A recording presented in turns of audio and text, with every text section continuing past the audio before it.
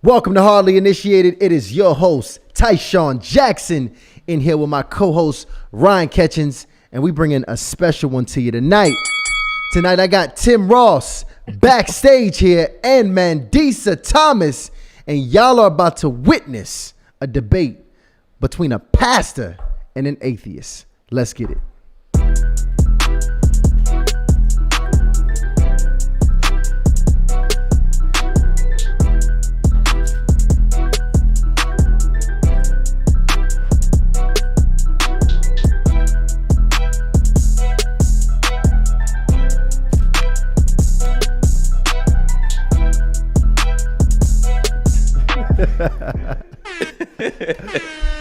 We are in the building. We ready, baby.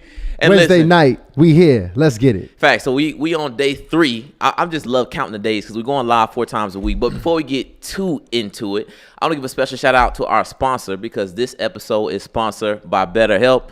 Guys, let me tell you, every year we literally get 365 days to change our lives, to rewrite the script, right? Mm-hmm. So the thing is, to be able to do that, you actually got to put in the work. You can't get that from just wishing upon a star. You actually got to do the inner work.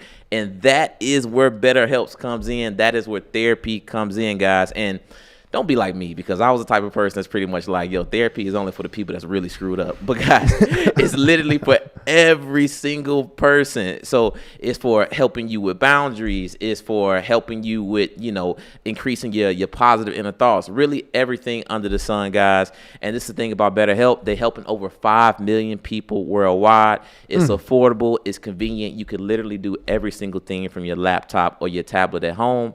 And, it's going to help you learn how to handle your stress. So, guys, that's what I want you to do.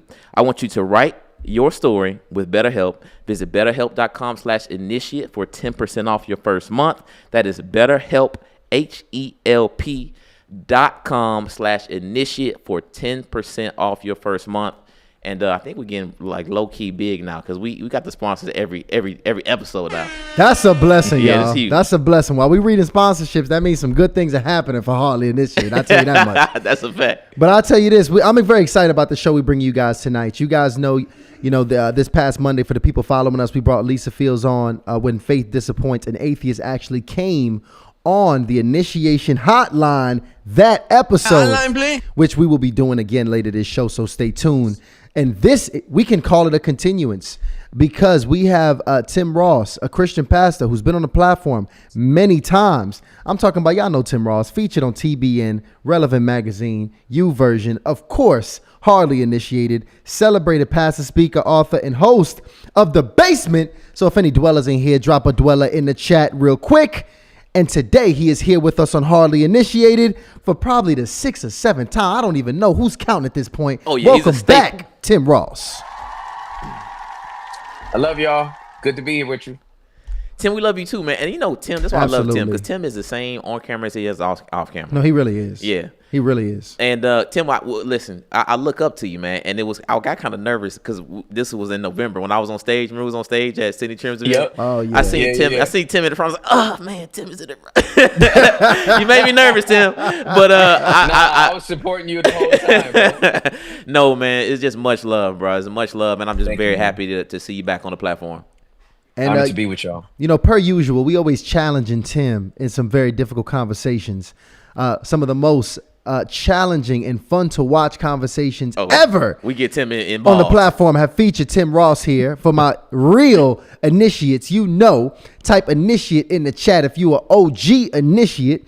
And today he's going to be sitting side by side here with an atheist. It is our sister here, Mandisa Thomas. She's been featured on CBS, CNN, and Jet magazines. She is a recipient of Harvard Humanist of the Year and the founder and president of Black Nonbelievers. Mandisa's mission is to empower atheists of color and boldly challenge religion's cultural grip on the Black community. And she's here with us today. Welcome to the show. Thank you so much for having me. It is a pleasure. Looking forward to the conversation. I think a part of introducing you is introducing your shirt. Okay. Right. Yes. Can we just can you just stand up real quick and kind of let us get a visual of the shirt, because I we got to read that. will. I will. Yes. Sorry. I know I'm all up in that camera here. So, for those who are looking at this shirt, it says Jesus was thrown under the bus so that God could get clout. Wow. And there you have it. And yes, yes. So, as yeah, just as we're all standing on business, this is going to be what it's about tonight. See, I knew she was coming with the smoke. I could tell Mandisa's a firecracker. And, it's funny because once, Tyshawn, he had began conversation with you, he asked me if I knew who this was. And I was like, yeah. He's like, well, how you know who she is? I'm like, because if you go on YouTube and you type in Black Atheists, you pretty much going to see Mandisa's content in some form or fashion. Yeah. On it. That actually makes me blush. I'm sorry. Whenever someone says that, like really, because that was not the intention of why I got involved, but you're not the first person to have said that, Ryan. Oh yeah, I mean it's true. It's true. So I already know we're gonna, learn a little bit, get some different perspectives tonight. Yeah. And who knows, man, maybe you get converted tonight. Now here's the thing. It's really important that, to say that you're the founder of this organization, because you're speaking for many Black atheists. I think it was a few episodes back, we had a debate prior. A statistic was dropped and presented by Pastor Jerome Gay that I don't have the specific numbers, but there is a large amount of Black Christians that have actually left Christianity and have been identifying over the past few decades more and more as agnostic or atheists over these past few years. And I think mainly because we're not having these kind of conversations and addressing the hard questions. So today, what I want to do, which I think is so important, is to bring the perspectives we usually like hearing, the thoughts and ideas that validates the way we think, but we're going to hear the different side today. So we actually going to go ahead and get into it. Are we ready to go ahead and get into the conversation, or we got anything else that we need to let our initiates know, Ryan? No, I think we good, guys. I did want to remind y'all we are live every Monday and Wednesday at 8. I mean, we're literally going to be doing this until, guys. And also, if you haven't already checked it out, we have a completely different platform, a sister platform, Hardly in Love. So check that out on YouTube, where we go live every Tuesdays and Thursdays at 8. We literally had, 900 people in the chat just last night, and we've only done 5 or 7 live episodes, guys. So this is awesome content. It's solely about dating and relationships, which is pretty much what we made our bones. So we had to do the spinoff because everybody wants us to talk about relationships and being single and finding that match again. So we did it for you guys, and it's live activations. You can join live, like literally just pull up, click the link, join us live anytime, Tuesdays and Thursdays at 8 p.m. There you have it. So, I really want to open up here with a level of understanding. Correct. And so I could really have aim in this conversation here, Mandisa, because, Sure. you sent me a list of, stances that not just you have, but, just typically Black atheists in general. One of them that I thought was most profound was that you felt like the Bible in itself was generally a patriarchal book, and most of its identity and purpose was to oppress women in particular. And I think you said women and children, but let's focus on the women here in this conversation. And just to make sure I got that right, is that about correct? Did I quote that correctly? Yes, pretty much. Okay. Could you give me a little bit more into that thought process? Sure. So just to give a bit of background, as many people may or may not know, right? Many Christians today follow the King James version of the Bible. The Bible itself has been transcribed and translated many times over. There are some books that have been left out of the Bible. And so the original text, and I'm not speaking as a religious scholar, but having some insight and some information into the Bible and its history. It was very, very much transcribed and translated to be a word that has been, or a text that has been used to amplify the voices and actions of men. And we have seen this throughout ages. We've seen this as in the representatives, we've seen this in the various actions, good and bad. And also, we see the role that women play, and also how women have been denigrated over the years as a result of the biblical text. Now, of course, we look at, even going to the Adam and Eve, right? Eve was supposedly the one who corrupted Adam into eating that apple from the tree of knowledge. So it was Eve's fault. And that's one of the reasons why, women suffer so much, right? So, and there are other instances in the Bible itself. Now, I could, Tim can probably, he might be able to provide a bit more insight. But even as we look into the different denominations of churches, and the roles that women either do or don't play. Even in Black churches, it was only fairly recently that women were allowed to serve in leadership. And that has been historically because women have been kept out, have been kept in a subservient role, and in other exploitive roles, even especially during our enslavement in this country. So it definitely has been it definitely has been it has exacerbated, definitely.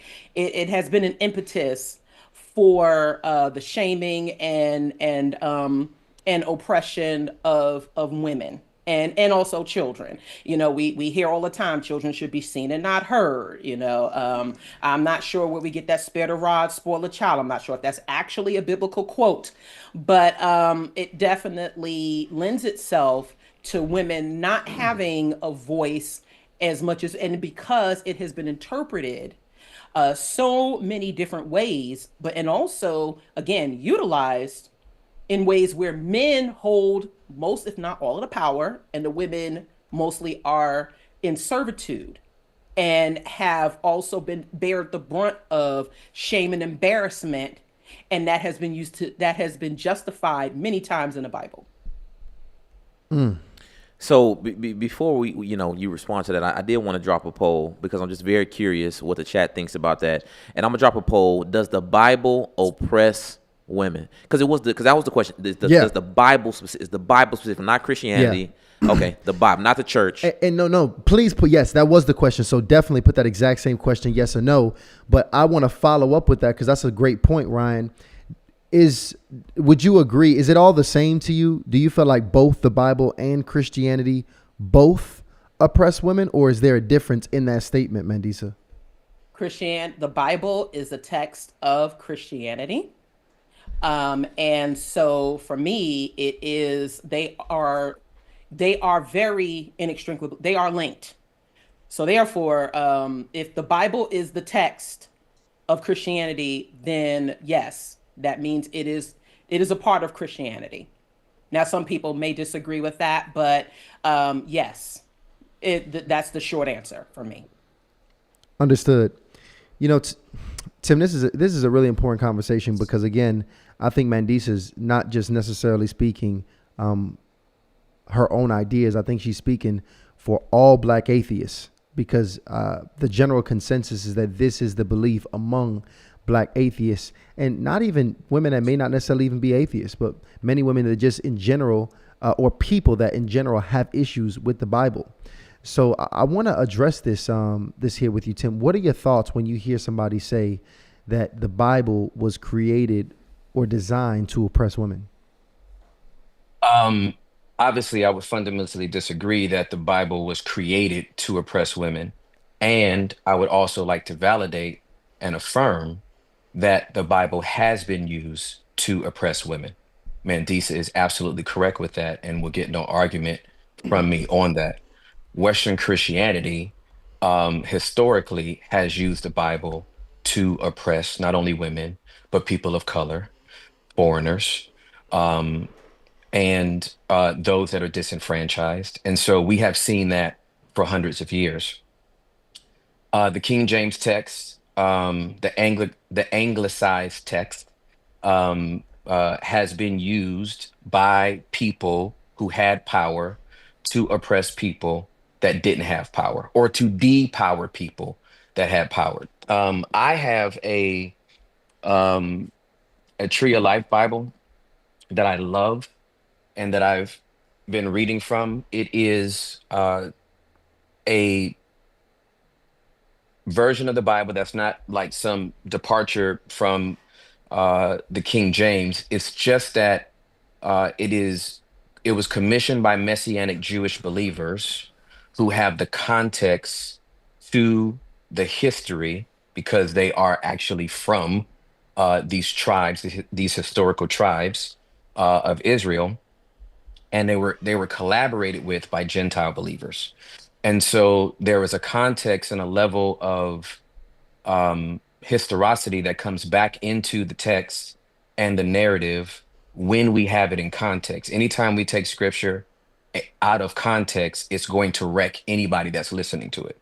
And so, what Mandisa said about Eve is one of those uh, corrupt misinterpretations and abuses of the text. Eve, it is not the fault of Eve, even though it has been used to blame women historically. It's not Eve's fault that she bit the apple. It's Adam's. And this is why scripture actually says that all men sinned in Adam, not in Eve. Eve was deceived. Adam is the one who sinned. And the punishment is not on Eve, it is on Adam. And anyone that has preached that otherwise has preached an incorrect interpretation of that passage of scripture.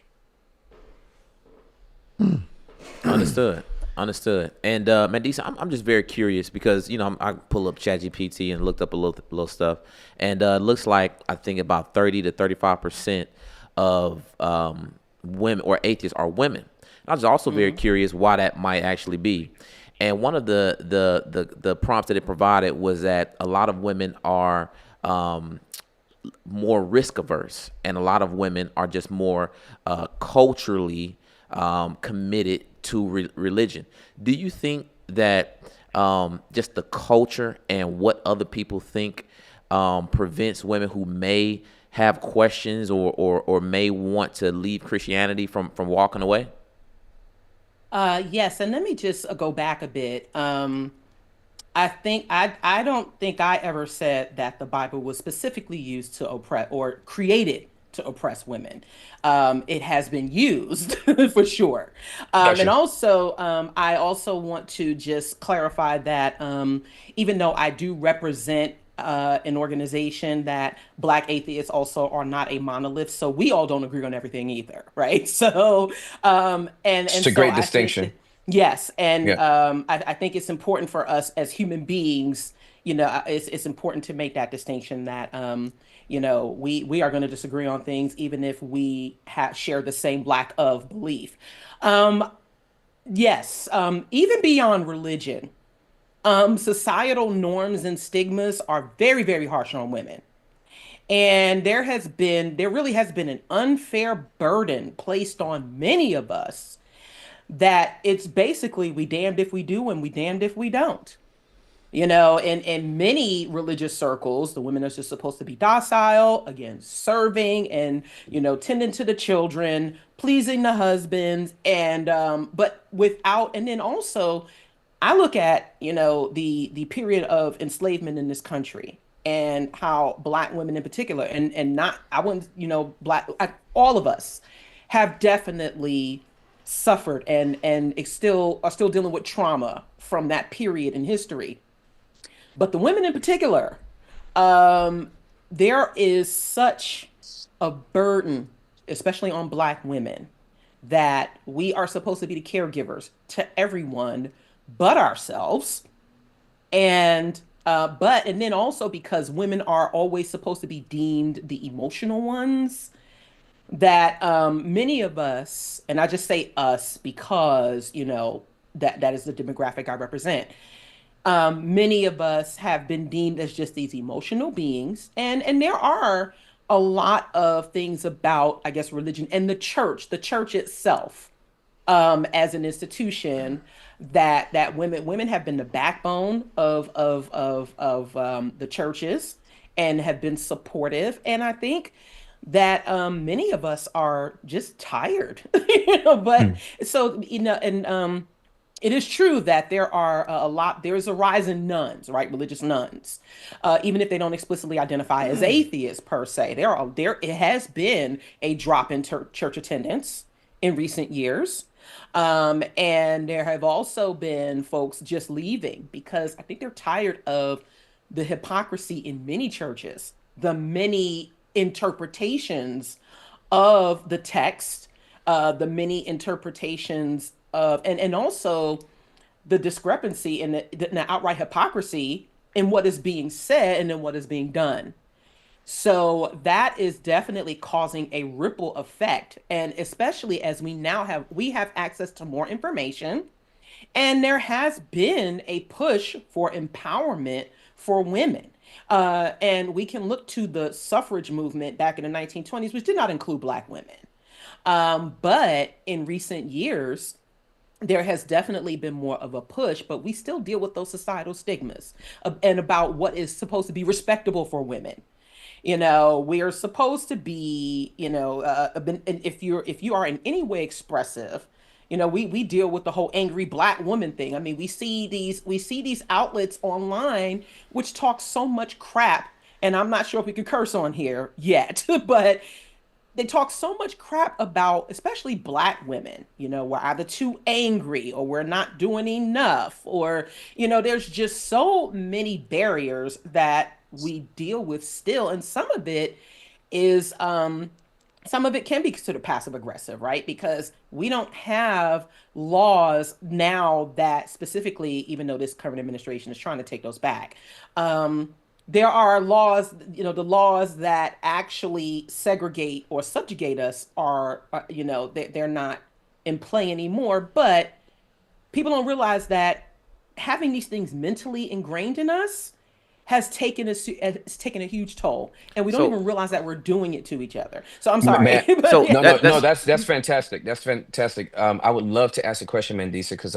sure, I'm so curious, and I'm an empath, so you're going to get a lot yeah, of questions from me. I lead with curiosity. sure. It based on what I've heard from you, it sounds like um faith has become, on top of everything else that has been painful experientially for in particularly Black women. Hmm. It sounds like faith has become a burden that they can also no longer bear.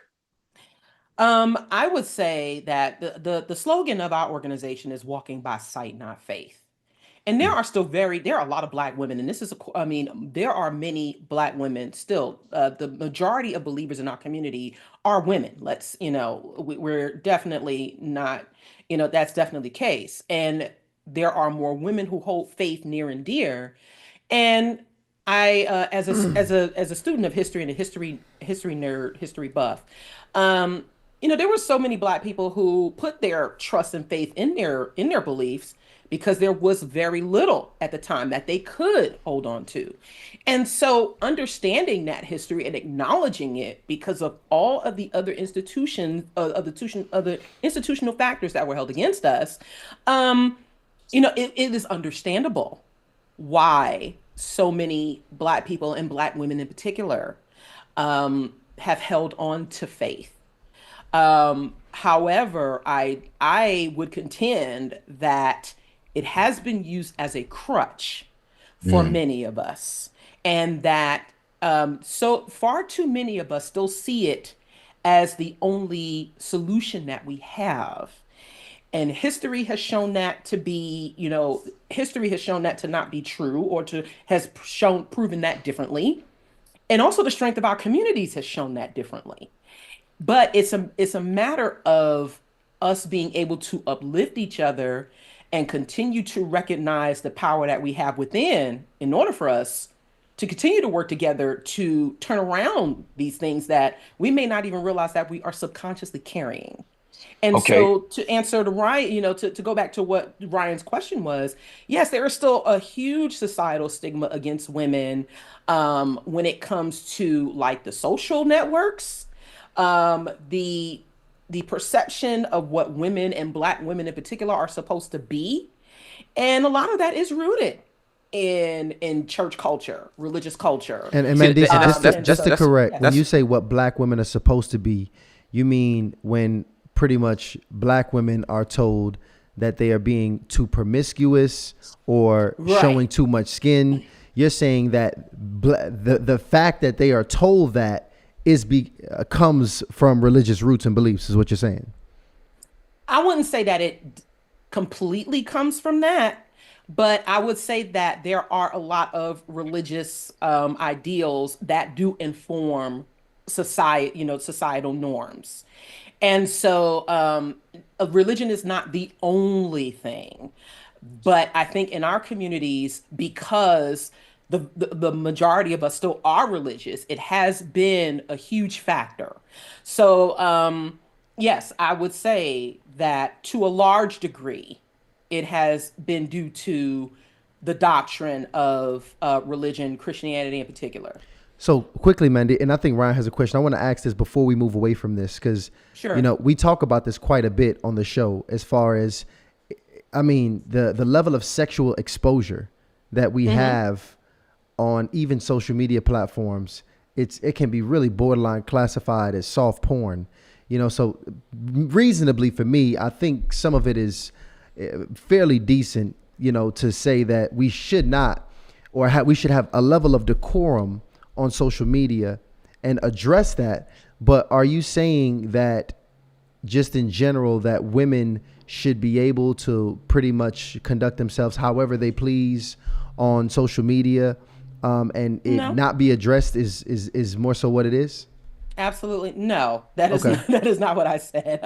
And let me just say that the roots of sexual exploitation does trace back to the transatlantic slave trade. Now, we can go into how many systems of enslavement throughout the world have always been financially and sexually exploitive. We've seen that in Greek culture. We've seen that in Roman culture. We've seen that in other forms of, definitely forms of enslavement throughout the world. But when it comes to Black women's bodies, we have been policed among the most in and it's almost like a duality, right? If we are sexually assaulted, then that means that we must have done something wrong to deserve that. Now, does that mean that I think that everyone should just be showing showing their ass and shaking it whatever just simply on social media? If you are an adult, and if you are a consenting adult, I do think that there is a time and a place for everything.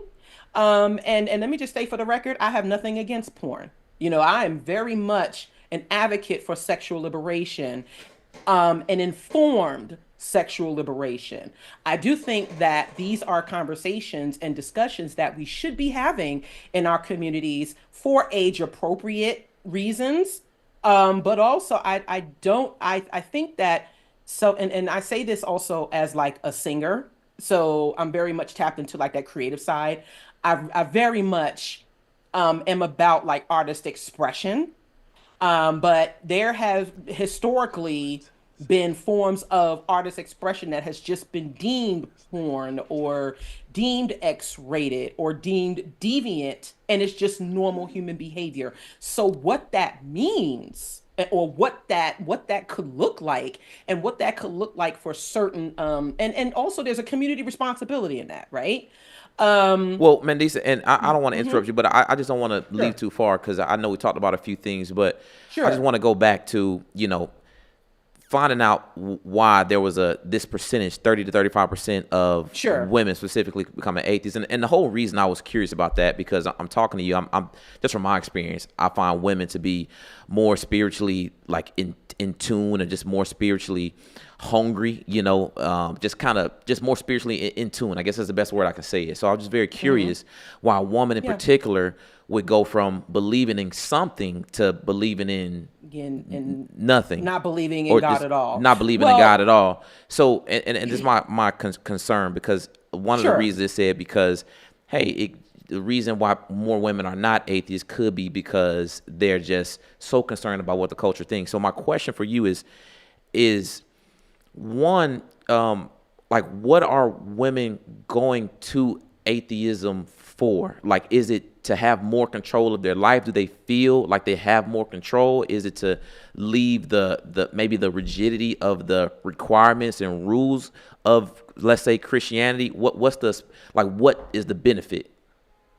So the benefit is definitely self-liberation. People don't realize it is not easy to be an atheist. It is not easy. The journey from being religious, and especially if you were raised in a fundamentalist denomination, it is not easy. And women, there are a lot of Black women who who have, educated, who are educated and who have educated themselves. They were able to think and say, you know what, something about this is not making sense to me.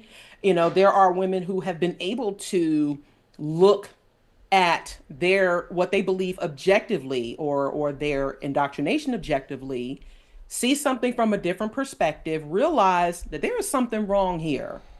And it's not necessarily that it's only rigid in that religious indoctrination does tend to prevent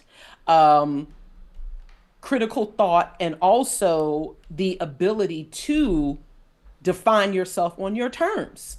And there are women who are looking at the information, and also their own and also our own self determination, and saying, you know what, something. And then also, when they've challenged, there are many women who face extreme consequences when they may question things in church. And so there are folks who've been tired of that. There are some of my colleagues within this movement have been like, you know what, something that, I think something that a pastor said or something that happened just led them down this path. And if there is something about being self-discovering and being able to see things from a more pluralistic point of view, and a more humanistic point of view. And there are definitely more women who are coming to understand that they have the power to do that within themselves. Now, Tim, And I applaud that. I want to, because, Mandisa is saying quite a bit. I want to, talk to Tim a bit to get some understanding. Yeah. Because Tim, when I hear liberation, when I hear some of these, what else you said? It was like three things that you said that kind of worried me a little bit when I hear that. Freedom, like, these human things, these things, they kind of Humanistic. Yeah, those things kind of worry me a little bit. I'm like, I'm not sure if I would, but it just sounds like you breaking free from the rules. And I think it's important that we all, live by, rules. that's really what it is. Now, Okay, I know want to get back to that, but yes, we'll talk about that. So, obviously it's different technologies. I consider my priority technology is the Bible. That's the one and only technology for me of how to live my life. But I'm just curious, that's me personally, but I'm curious, Tim, when you hear those hot words, like what are your thoughts, and what are your thoughts in general about what Mandisa is communicating? I have thoughts, but I need a little bit more context. So, I just want to ask Mandisa one more question. Would you be against giving us, your story, your journey? Not at all. Because I think it would be beautiful to hear how you got to where you are. Sure. Yeah. So I was born and raised in New York City. Like I said, when we were off the air, Southside Jamaica, Queens. Shout out to Yep. 40 Yep. Projects, to everyone who my family and everyone who I know from there. And so I Low key, was hey, I just want to tell you, Mandisa, that low key sounds like the beginning of a testimony service. I just want you to know. Well, I do have a journey. I do have Yeah, a for journey sure. and an I can hear experience to it. share. Yep, absolutely. So I was my maternal grandmother Hmm. wasn't necessarily religious. She was born and raised in New Orleans. New Orleans is very Catholic and also very, spiritual, voodoo or what have you. Hmm. Hmm. But came to New York. My maternal grandparents were not necessarily that religious. And but my parents, I was raised in the Black conscious community. So my upbringing was not necessarily in church. Okay. I spent a lot of time, my brothers and I spent a lot of time at a place called the African Poetry Theater on Jamaica Avenue in Queens, where I learned a lot about Black history and culture. Um, like I mentioned before, I'm a singer. I'm a classically trained singer. I've been singing since I was 4. And Wow. so I had a voice instructor who had me sing as a soloist in various churches in the Mm. New York City area.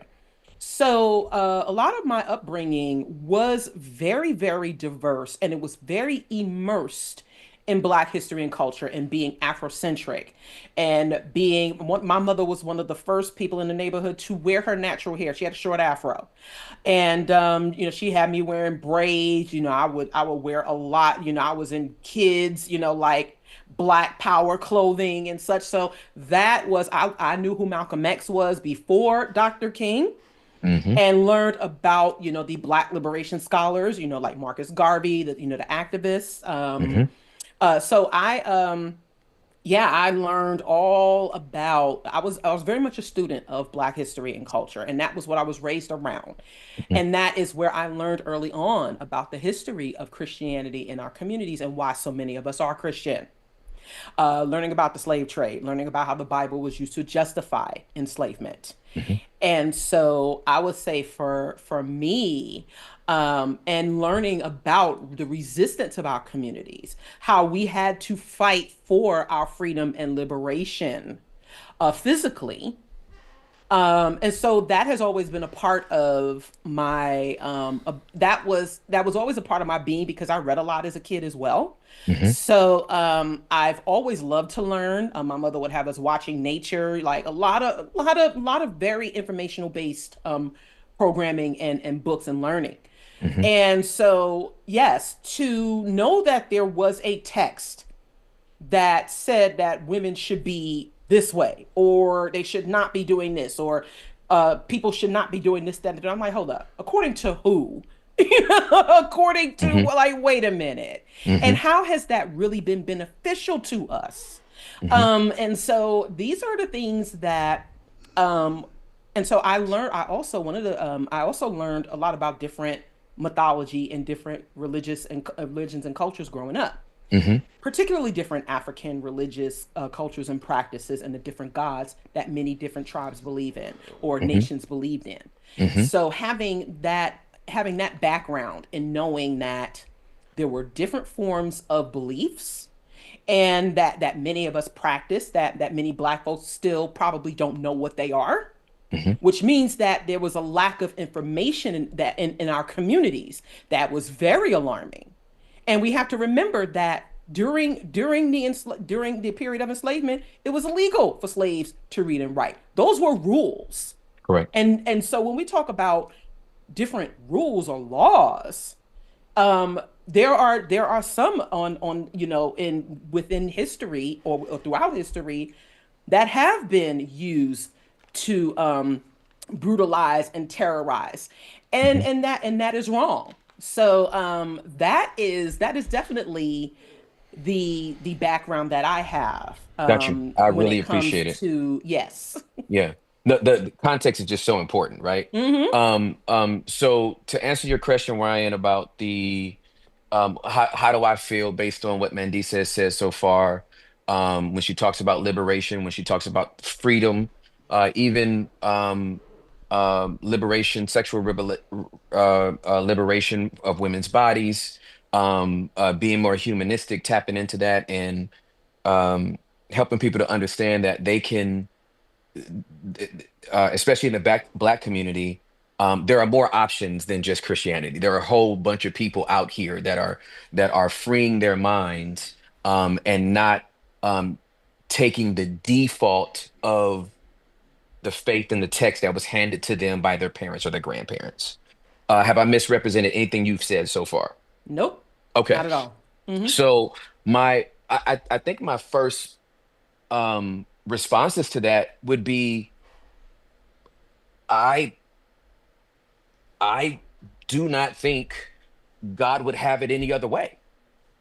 Like if he were to remove you talked about the tree of the knowledge of good and evil that was in the garden. If he were to remove that tree, remove that option out of the garden, then there would be no real way to know if people were worshiping him of their own volition or not without an option. And so my belief contextualizes that we were born in sin and shapen in iniquity. And we get to have a choice on if we want to be open to a God that created us or not. There is no forcing of that. Now, have we come out of communities that have tried to tell us heaven or hell, right or wrong? If you don't come to church, you're going to bust hell wide open, which is what I heard growing up when I was 18 years old with my ears pierced. My uncle came to my church and basically said, if you don't give your, he told me to stand up at the end of the service, me and my brother. And he said, if you don't give your life to Jesus right now, there's a bullet with your name on it. I was trying to figure out who is so mad at me that they're going to write my name on the damn bullet. Cause I'm a literalist. So when somebody says something like that, I'm like, I'm trying to figure out who do I got beef with that's gonna meticulously write Tim on the bullet. Okay. This level of pressure and these type of threats, nobody has stayed in any faith when they've been scared into it. Nobody has stayed in any faith when they've been threatened or accosted into something. Now, that might happen in some cults and with something that has some rigorous programming to it that keeps the people in over and over and over again. But at some point, fear wears off, people start questioning, and then they have options to move around. I actually would prefer, and I'm saying this as a believer in Yeshua, I rather prefer somebody walk away based on the fact that, you know what? I'm just not feeling it. I don't believe my pastor no more. I don't believe in the institution of religion anymore. And I would rather them go away, become an atheist, join your movement. And if they ever came back to believing that Jesus is Christ, Jesus is Lord, and that God raised him from the dead, it would be because they had an authentic encounter with the Holy Spirit and not something they heard from their pastor in church. So far, I ain't got nothing to debate with you on. I would say so. I just want to say to Ryan that freedom is not devoid of responsibility. Okay. I think that's very, very important, right? It's, because I want to say for many of us non-believers that for many, especially who were fundamentally raised, they are overcoming this notion that once you leave, there's nothing in many denominations, and so sometimes it is hard because belief tends to denote that, okay, well, God's got it or whatever. Once you realize the responsibility is on you, like when we become adults, it's hard. It is very, Absolutely. very difficult. And you Hmm. realize that there are things that you have to do to be responsible, not just to yourself, but also to your communities. And so it's actually but it is knowing that you are responsible is a good thing because you realize that it's not going to be a codependent mechanism, that there are things you can do that you are responsible for, and it takes that maturity and also that knowledge in order to come to that. Now I will say that from what I know of the Bible, Tim, I would like to ask you a question. So For sure. in Genesis, Hmm. speaking of the Adam and Eve story, Hmm. so God said, "Do not eat from the tree of knowledge, for you shall die." Hmm. But then the talking serpent came along, not the snake. Well, so many people say Hmm. the talking Yeah, it's serpent a serpent. came. Yeah, Yeah, yeah. that the serpent came and said, "Well, you shall not die, Hmm. but you should have knowledge." Hmm. So, but then when God found out that they ate from the tree of knowledge, they were punished. So those are one of the things that's definitely something that I wrestle with when it comes to when it comes to the religious beliefs and also the text of the Bible and what it actually says, Hmm. because that is what it said. Hmm. So how do y'all reconcile that God actually, because that means that God lied to them. If he said, I mean, now if someone just reading that, like if you're reading the Bible, if you're taking yourself out of the Bible and you're just reading it as a book, and God said, "Do not eat from the tree of knowledge, because for you shall die," but they didn't die. Does that not mean that God lied to them? No, and I do understand that if somebody was reading it, at like, well, he said die and then he didn't die, so did he lie? Well, again, context matters, and Genesis is the first book in the Bible, not the last. And so there's a very long, lengthy narrative that goes for thousands of chapters, right? So Mm, what I would say to that is that the serpent that spoke to Eve said, "On the day that you eat this fruit, you should not surely die." He didn't mean drop dead. He meant disconnected. If you have a phone, do you have a phone in front of you, or are you using your phone to be on the thing? Okay, no, I'm using. Yeah, I'm on a computer. okay. What's the percentage on your phone right now? Let's see. It is. It looks like it's about 90%. Okay, 90%. Do you feel confident that you can do a lot on your phone right now at 90%? Oh yeah. You could watch some Netflix shows. You could go to YouTube. You could ask Chat GPT to give you the gross national product of Germany, right? Like you could do a whole lot on your phone right now. But because your phone is not connected to a charger, it is dying. Even at So 90%, your phone is dying. And so what God was saying to them in the garden was, the moment you eat this fruit, you're going to be disconnected from me and you will slowly start to die. He never meant that they were going to drop dead, but they did start dying. but see, this is what I mean, but whose interpretation is right and whose is wrong? Because we are looking at over many denominations of Christianity. Hmm. And some of them may interpret the Bible the same, some vastly different. Absolutely. So, and we're not talking about a book that has footnotes, that has historical references. It is a book of stories, allegories, and things that can be taken as life lessons, even though it's a horrific lesson for for lions to eat children just because they tease someone. I'm not. I mean, I think that is Second absolutely Kings. horrific. Yeah, Second Kings. I think that's Absolutely. awful. Yeah, it is. So Bible's a bloody book. yeah, it is. It is a Hmm. very bloody book. It is very Hmm. violent, and it has Hmm. been used to justify, again, some of the most horrific actions in history. So we're talking about a book that is subject to interpretation. Now, now my phone is on my charger. Okay. So yeah, it comes back to that 100%. Yeah, sure, if I take it off. Sure, but I can always put it back. That's the beauty of technology. But as the story goes, he didn't say that, well, if you eat it, you will be disconnected from me. He said you will die. And they So, started dying. Yeah. well, not until, well, So check it yeah, out, I'm guys. sorry. Yeah. What I want to do, just so we don't go down the rabbit hole of Right. interpretation, I actually want to go ahead and finish off here because there's still some questions we want to address under the concept of oppression while we I have agree. the time here. Sure. So And- I'm gonna let Ryan go here. And real quick, I want to read some super chat. Shout out to Mr. Phil Fox, says y'all need Adam Coleman on this subject. This is in his bag. This is his bag. Hey, hit up Adam Coleman. Tell him to join the chat. Tell him. and to call in a little bit later once we open up the phone lines. Shout out to Couture Leotards, one of my favorites. Says West Huff Bars. We are working to get West Huff on the show. He is so busy right now, guys. So be patient.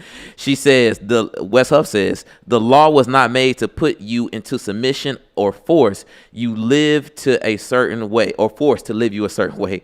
It is to show you where your darkness lies and what to fix in yourself. Very loose quote. Peace. And that was a very loose read, but shout out to Couture Leotards. Also, we got a question for Mandisa, just for clarity. Shout out to Quay11 says, Do you want to answer questions later, or you want to? no, this is a quick question. I think this is a real quick. I think this is a good question. Okay. You may have already mentioned this, but as an atheist, do you believe in any form of God at all, Mandisa? Really quickly, any form of God at all? No. Okay, and were your parents atheists? My mother actually still believes like in a, I think she's more spiritual than anything else. My dad, my late dad, was pretty much an atheist as well. He was raised in a Christian household. He really did not like church, and he just, he had friends that were Christian, Muslim, or what have you, but he did not, he did not really subscribe. So, Understood. yeah. And understood. And Aaron Carr, we coming to you because I think that's a relevant question as well. But Mandisa and Tim want to talk about this oppression because I thought you brought up a good point. You talked about the Bible, Christianity, the church, kind of all lumped into one in terms of the oppression. And I think Tim, if I'm not mistaken, you also agreed that hey, some people have used both the Bible as a tool, Christianity, and the church to oppress people. And when Absolutely correct. And I really want to understand, Mandisa, because you are a female, which just makes me so curious about this. Because I'm thinking, if it's 30% female atheists, right, and then in these other organized, organizations, you have a lower amount of female. So it's, let's say, male dominated. And if I'm speaking to, Ty, and he's going to work at a white dominated, corporate job, male dominated corporate job, or white dominated. Let's say white dominated. Okay. I'm gonna tell Ty, hey, listen, it's gonna be a little racism going on, right? Hey, listen, you're gonna have to work a little harder to probably get that promotion you want, right?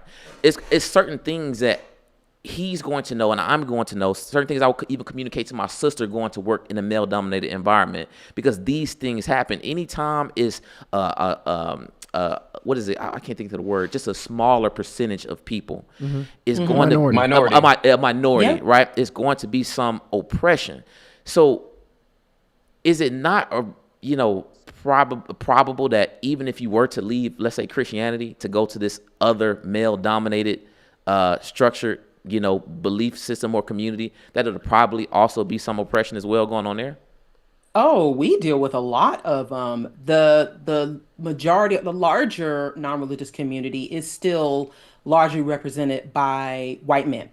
So Even does it? though So my follow up would be: does leaving Christianity actually cure oppression? no, not at all. It's oppression is a systemic factor. These are not things that now you might be talking about depression, and you mentioned better help, better help, which is therapy. And for the record, I have a therapist through my insurance, which I highly recommend people do. If we're talking about depression, no, not even leaving religion does that. And I think it's important now that in this day and age, we recognize the severity of mental health in our Well, communities. not depression, but just the oppression. But oppression, no, oppression, is that a yeah. legitimate reason? Is oppression, is that a No, legitimate that's reason to only leave Christianity? one. Well, that's it's a very valid. It is a valid reason. But also it's not just simply the oppression. It is a huge part of it, but if there is a community or if there are people who can relate and identify and help you overcome that. But again, we are all in this white male dominated society. We are all dealing with oppression. And that does transcend religion at this point. We are talking about white supremacy, which I contend is informed, especially by white Christian nationalism. But oppression in itself and systemic oppression, and there are different types. Black folks have been economically oppressed. We have been physically oppressed. We have been mentally oppressed, and this is over the course of decade generations.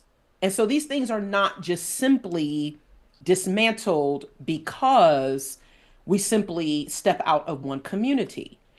And then too, in dealing with people and how we relate and communicate and connect with each other.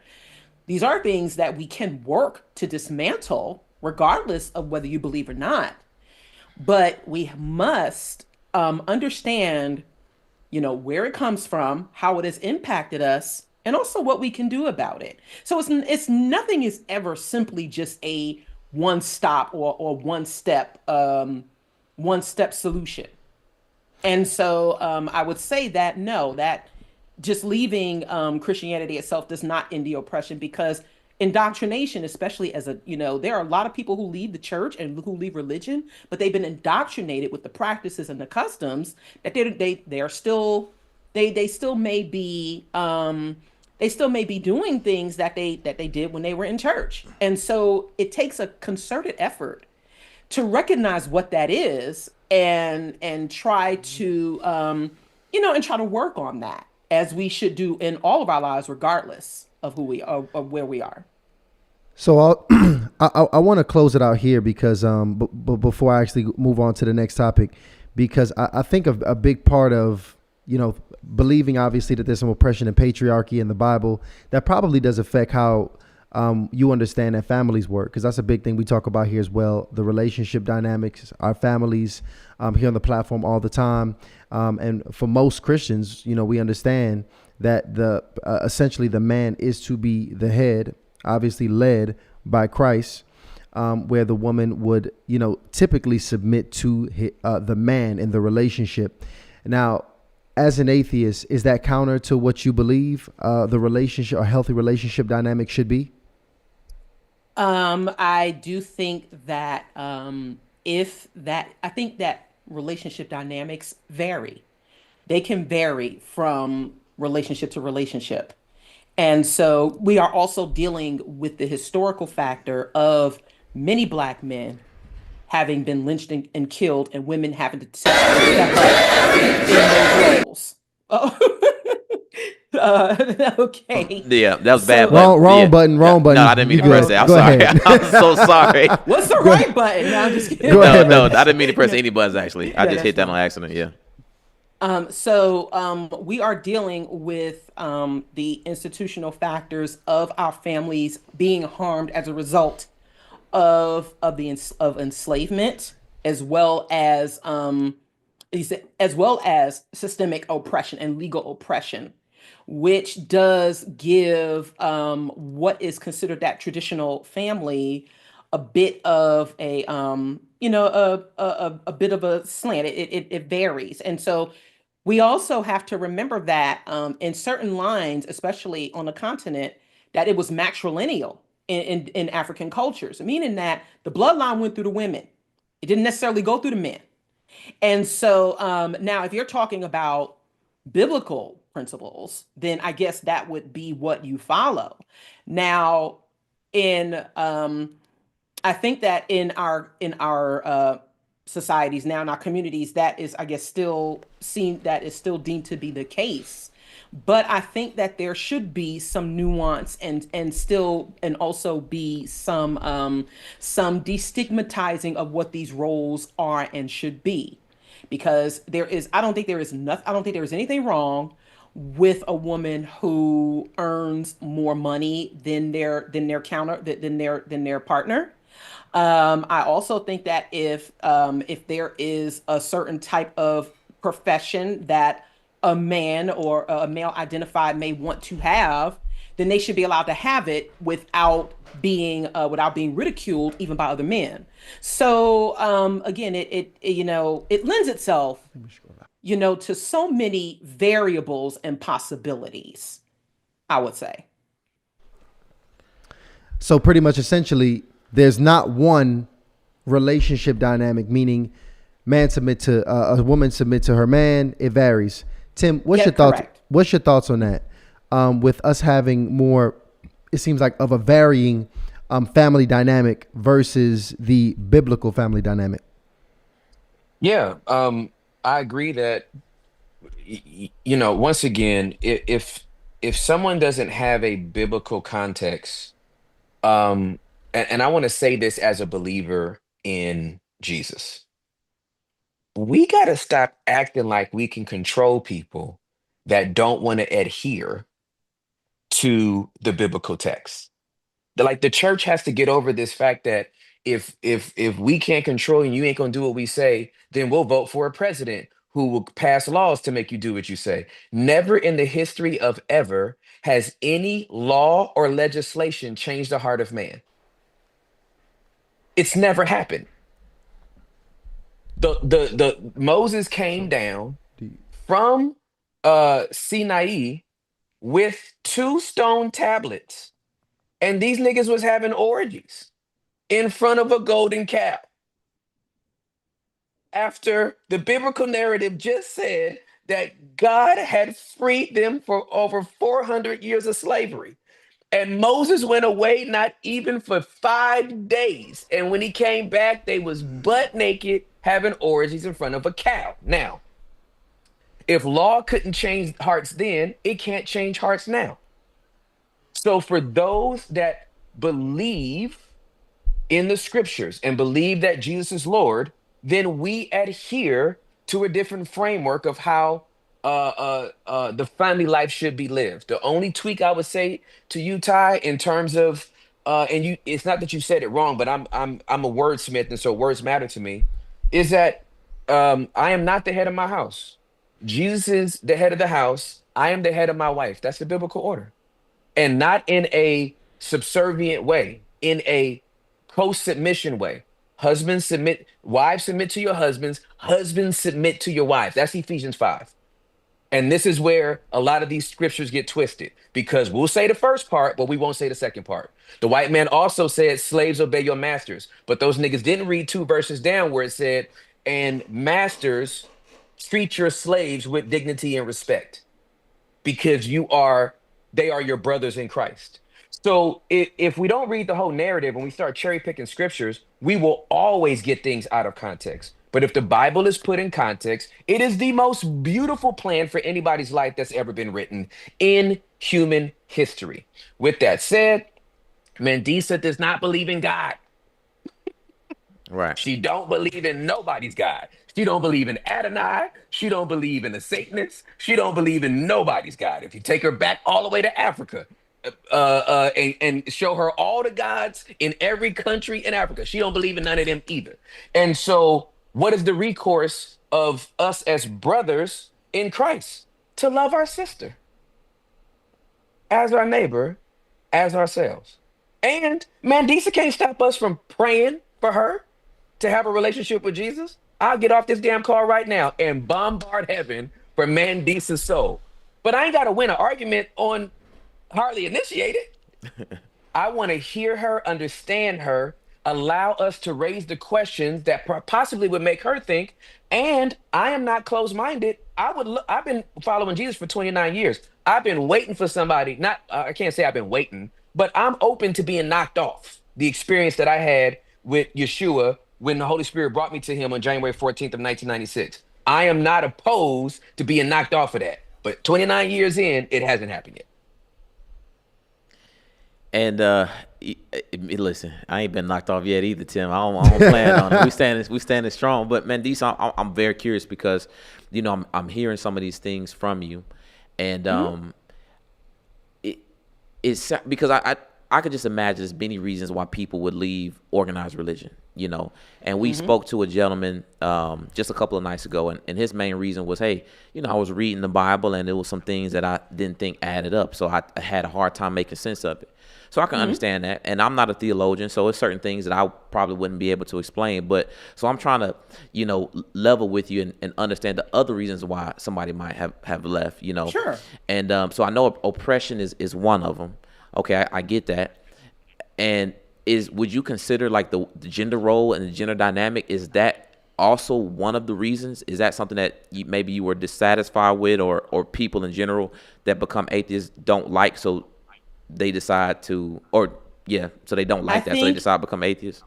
Well, it's also about education, right? Because for years, women were not allowed to be educated by law, and also it was inferred by religious custom.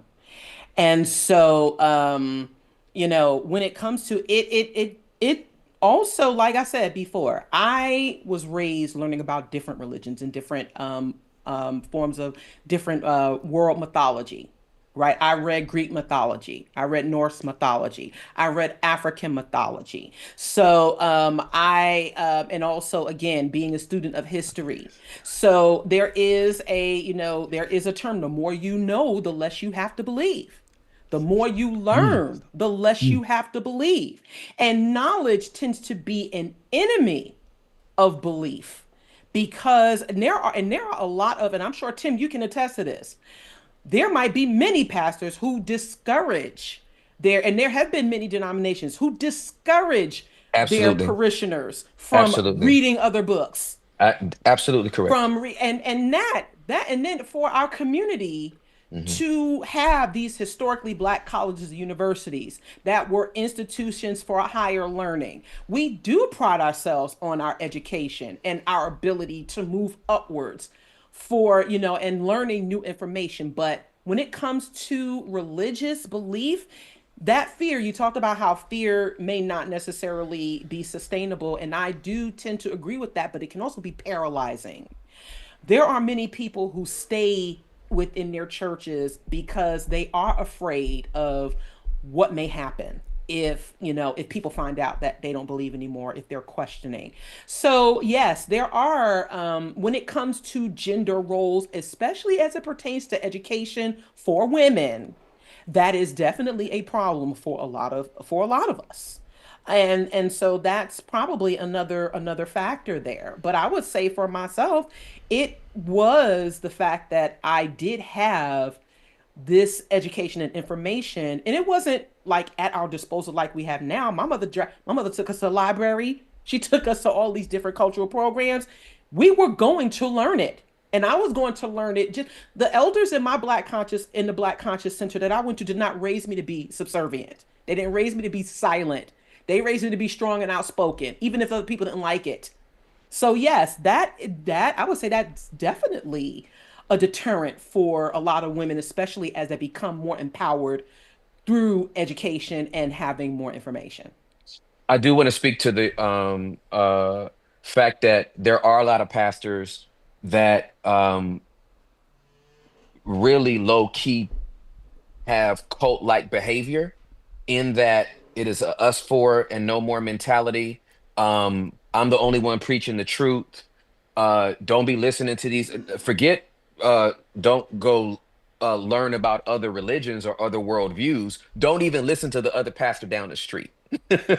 Right. And so it is a very uh, uh, encapsulated environment where people do not have the ability to have their minds stretched. I much rather prefer, and there have been, you talk about the people that have left, departed from Christianity and gone to atheism. There are millions upon millions of atheists that have come to a relationship in Yeshua from all of the worldviews and all of the knowledge that they have distilled into their life, and still wind up Hmm, that's finding that interesting. Jesus Christ is Lord. So I much rather somebody come to Jesus that way than to come from I was born and raised in church, I don't know no other way, and then I gave my life to Jesus. Because most of those people, as adults, and you mentioned this earlier, Mandisa, they're Hmm. the ones that struggle most when the God they were told about for the first 25 years of their life doesn't become the God that they are living out their experience with. And from that abject disappointment, they wind up thinking, well, then everything is, I must have been told a lie. You may have, uh, you may have been told misinformation or out of ignorance some things that God never said he was going to do. I'll give you one point in particular that drives me wild. And I'm not saying this leads to atheism, but it leads to a lot of disappointment in the Christian church. And that is, everybody thought when they gave their life to Jesus, everything was going to be great. But they went ahead and hopscotched that. Jesus said, in this life, you will suffer persecution. He didn't say maybe. He didn't say maybe. He said you will. But if that is not, if we haven't calibrated, if everything on Sunday morning is four songs to lift you up and make you feel happy, and then the song is supposed to be so rousing and make you forget about your trouble, then this is just another version of crack, right? Because if Hmm. what we're Hey. not distracted by, we get numbed with. And so a lot of Hmm. people use religion to numb the life that they don't want to actually interact with and take responsibility of and ownership of to grow and move. And so whether that is somebody within the faith, without of the faith, somebody that's agnostic. It sounds like your mom is more agnostic than she is atheist. She You know what I'm says saying? God, so she She might be says God. spiritual. Yeah. Yeah, she just might. Yeah, yeah. So like, there's a God. Okay, so I just feel like that we don't do it. We within the Christian community do not do a good job holding the tension for people that are trying to figure stuff out, and we get so intimidated that if somebody goes to read um Norse mythology and finds out, man, Odin is very interesting, and I really want to know about this relationship that he had with Thor and with Fear and with Faye. Like there's nothing wrong with none of that. Yeah, and Zeus was a very hedonistic. Zeus was a hoe in Greek mythology. So let's A talk big about hoe. how human like many of the other gods throughout history are. So I Yeah. mean, so yeah, and so there may be some. I say that when I look that way because the you know the nuns are among the highest growing demographic in the United States. People who are leaving the church, like Ty and Ryan was saying earlier. So there is a drop in church attendance. There is a decline in there is definitely a rise in Hmm. folks who are starting to question and educate themselves, and also, dare I say, liberate themselves from the very dogmatic and fundamental beliefs.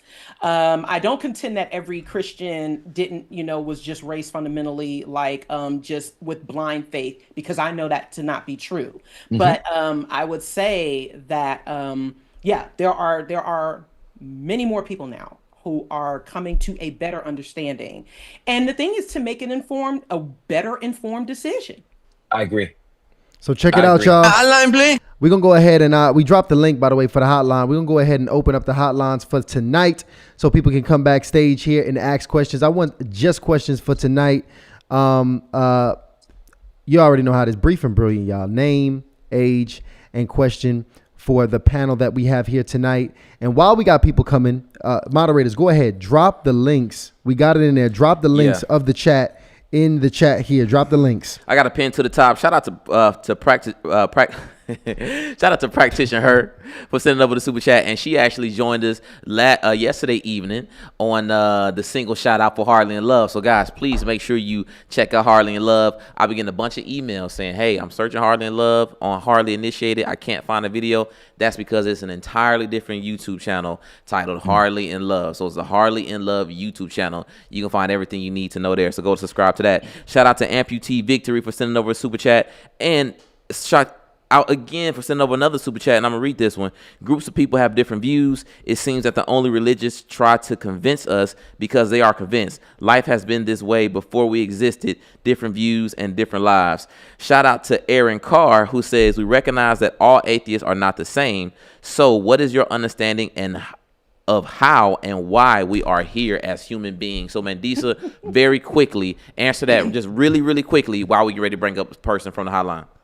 So how we are here as human beings, well, I will say that my parents had sex. And that is how I am here. Their parents had sex. Now, as far as creation, I am not, I am not a scientist, so I couldn't tell you in detail, like for sure, because I'm not gonna sit up here and tell you that I have all the answers to that. But it is through the process of, as through the course of millions of years, as species have evolved, and as human beings have evolved, is how we are here. So that is just the short answer that I can give. There we go. So listen, I got you, Mandisa. Thanks for answering that really quickly. I want to go ahead and bring somebody up real quick. Can we get rolling? Yep. All right, so go ahead. Let's go ahead. We got two people backstage that in particular, we got a couple people backstage, but it's two in particular that I want to go ahead and introduce. I will call him special guest here, Adam Coleman. He's actually been on a platform here before. Go ahead and bring my brother here, Adam Coleman. That's crazy. So somebody literally DM'd Adam and told him to get him. Adam, they was calling your jersey earlier in the show. Shout out to the initiates for doing that. And we also got Claudia Allen back here, another powerful sister that I have been trying to get connected with for a while, and she's finally here. Can we get a 5-minute So drop screen? love in the chat. Drop love in the chat for these people. What you say now? Can we get everybody up at the same time? Is that possible? Let's try. Let's try to go ahead and get it popping. Let's do. Oh, good job. Look at Lano. There he go. That boy producing. Absolutely. Welcome, y'all. Welcome to the show. You guys, y'all mics working? Family, how y'all doing? What's up? Hey, they mic'd up. I like that. Yeah. That smile is she ready. Oh, listen, I am a fan. Just call me an initiate. I love that. Listen, I absolutely love the work that you guys are doing. So I'm really honored that you guys reached out. Well, let me tell you, this is a very interesting night. We actually have we got Tim Ross on here, Tim Ross on here, speaking with a black atheist, and this is Her name's Mandisa. Yes. Mandisa. He's just making it polarize. Mandisa Thomas, right? Mandisa Thomas, to be specific. Black atheist Mandisa Thomas. But black atheist is I think is important to say, because that says a lot about who she is. I would say even more so than her name, because what you believe really drives so much of our lives, what we create, the people we connect with, and everything outside of that. And on top of that, she's created a community and a safe place for others that also have a similar belief system. The founder of Black Nonbelievers, is that correct? That is correct. Black Nonbelievers. So, just in general, guys, I don't know if you caught the beginning of this conversation, but when you hear a black atheist and, where they stand in their belief, what comes to mind? Man, I think the first thing that kind of comes to mind for me is it's logical. It makes a lot of sense to me, because I do think that, and I think Mandisa expressed this, really beautifully in the beginning, is that there's been so much systemic oppression specifically done to black people at the hands of Christianity, that it is easy that if we don't see Christianity within a context, it is easy for us to agree on our logical brain that this is the best outcome, that black people have absolutely no business being Christian, because it makes no sense. I mean, the church is burning crosses, the church is lynching us, the church is enslaving us, the church is the reason why black women can't be pastors, they can't be elders, they can't have any form of leadership in the church, right? So we can list explicitly long why it makes logical sense for black people to not be Christian. The reason why I think it actually is beneficial for black people to be Christian is because the Bible is not a white European text that is creating a fictional white European God. The Bible is a Eastern text about a brown Jesus who was born on the West Bank, was a refugee to northern Egypt, and actually hid out there successfully, which means he looked like them. And then on top of that, when I look in scripture, I see so many evidences in scripture where women are actually empowered. And women are not subjugated. My mind immediately went, as you guys were talking about the Bible, whether or not it's a patriarchal book. I don't believe the Bible is a patriarchal text. I believe that we apply a patriarchal lens to scripture. So we miss texts like Genesis 29:9, where it says that Rachel was a shepherdess, meaning that she was a shepherd who actually managed the totality of her father's sheep and herds. We miss texts like Judges 4, where Deborah is both judge and prophetess and warrior leading the children of Israel into battle. We miss texts, even in the New Testament, women like Phoebe, who were patrons, who were actually funding the growth of the Christian church in Acts. There are so many instances in scripture where women are empowered. And I believe the most important one is in Genesis 1:26, where we talk about the fact that women were created not in the image of Adam, but in the image of God. And I think that we have mistaught so much of scripture so that we're causing women to not understand that they are a very reflection of who God is. And so I don't need to desire to be a goddess and seek out the Oshun and the West African traditions, because the true God literally made me in their image, so that it is an incomplete picture of God to see them and not see me. And when we subjugate women, we subjugate God. And so I think that Mandisa has made so many valid claims tonight that I think are so important, which do not critique God or critique the Bible, but they are strong and very important critiques of the modern church. And we need to actually address all of the ways that men have systemically worked to remove and erase the feminine image of God in our religious circles. So I'm sorry, there's so much I could say more, but I just wanted to drop that in. I am delivered. Thank you very much for sharing, Claudia. That was very powerful. That was very powerful. Had me stand up. No, facts. Adam, I want to get Adam's perspective. I'm gonna throw that same question at you. What are your thoughts from what you heard so far? Well, yeah, going back to your previous question in terms of, whether I think, like what would I think about Black atheists or Black atheism? While I agree, with much of what Claudia said in terms of just the stamp of verification and affirmation that we have of women in the scriptures, we can even go further. We can talk about the prophetess Huldah. We can talk about the prophetess Anna. We can talk about the fact that it was actually women who were the first to carry the gospel of the resurrection of Jesus. You know what I'm saying? They were the first proclaimers of that reality. So we could piggyback on that conversation. Where I would disagree with her, I say that almost playfully, is that I don't think that Black atheism is logical. You know what I'm saying? I think it's illogical, actually. The reason why I would say that is that for multiple different reasons. One, there's been so many we can say is moral claims made about like shoulds and should not, so on and so forth. These very ethical claims. Women should not be oppressed, and this should happen, should not happen. My argument is that actually on atheism, you don't have a firm foundation to make those shoulds or should nots. I don't think that atheism as a framework can afford a basis for morality. And actually, interestingly enough, I argue this in a chapter that I wrote in Urban Apologetics, Restoring Black Dignity with the Gospel, chapter 11, in which I mentioned Mandisa as one of the main proponents of atheism in African American context. Wow, you mentioned Mandisa in the book? I did, respectfully. Wait, Mandisa, did you know that, Mandisa? I did not. I need to find this book. I told you. Find out what you said about me. Sure. I told you. You type in on YouTube Black Atheist Mandisa up there. So that's what he typed in too.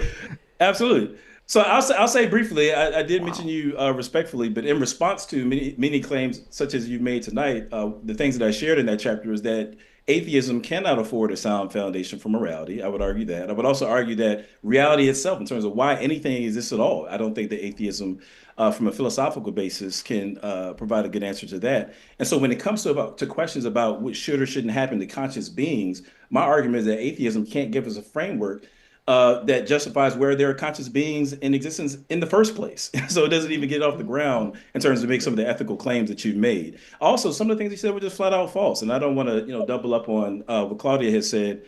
But when it comes to women not having a voice, I mean, the word prophet literally means to speak for God and to be God's voice. And there's at least 9 prophetesses, throughout the scripture. Lastly, I'll leave here. I'm not trying to filibuster. But lastly, just to amen what Sister Claudia was saying, value is not assigned, biblically speaking, value is not assigned based upon roles, whether it be pastor, preacher, whatever it may be. It's on the basis of the fact that we're made in the image of God. And so I think that when you take verses out of context, such as you did earlier with Genesis, then what we do is we end up with a skewed picture that doesn't do justice to what the biblical worldview actually teaches. Wow. Thank you so much for sharing, Adam. Yeah. Thank you so much for sharing. It's interesting to get you guys on here. And by the way, I think Claudia, I didn't do a really good job introducing you. I did introduce Adam as a seasoned a theologian, an apologist, and defender of the faith. But what would be the best way to introduce you to the audience? Listen, I'm a lover of Christ. I am a pastor, and I work for a humanities nonprofit as their director of advancement. So, as you can see, a lover of books. Right. I knew you was legit Reader, when I seen the books in the advocate, back. pastor. Yeah, There you go. absolutely. There you go. So interestingly enough, I want to ask you guys here because let's just keep it like this while we move into this next question, because I think this one here, just for me, and Mandisa, you're gonna have to talk to me about this because I probably am one of the guys you're talking about, because I think one of the most problematic things that was discussed tonight that we hear more and more often in our culture is the concept of sexual liberation, right? That's problematic. Okay. I think that because I just think there's a very thin line between sexual liberation and sexual immorality. It's a very, very thin line. And our culture, we have a really sexual immoral culture. Just when you see the pure amount of money overnight that the OnlyFans industry is creating, you see the amount of users that are, indulging in pornography and what pornography is doing. We had several testimonies of how pornography has, literally made men just completely lose the ability to have erections, lose attraction to their wives, ultimately even destroy families.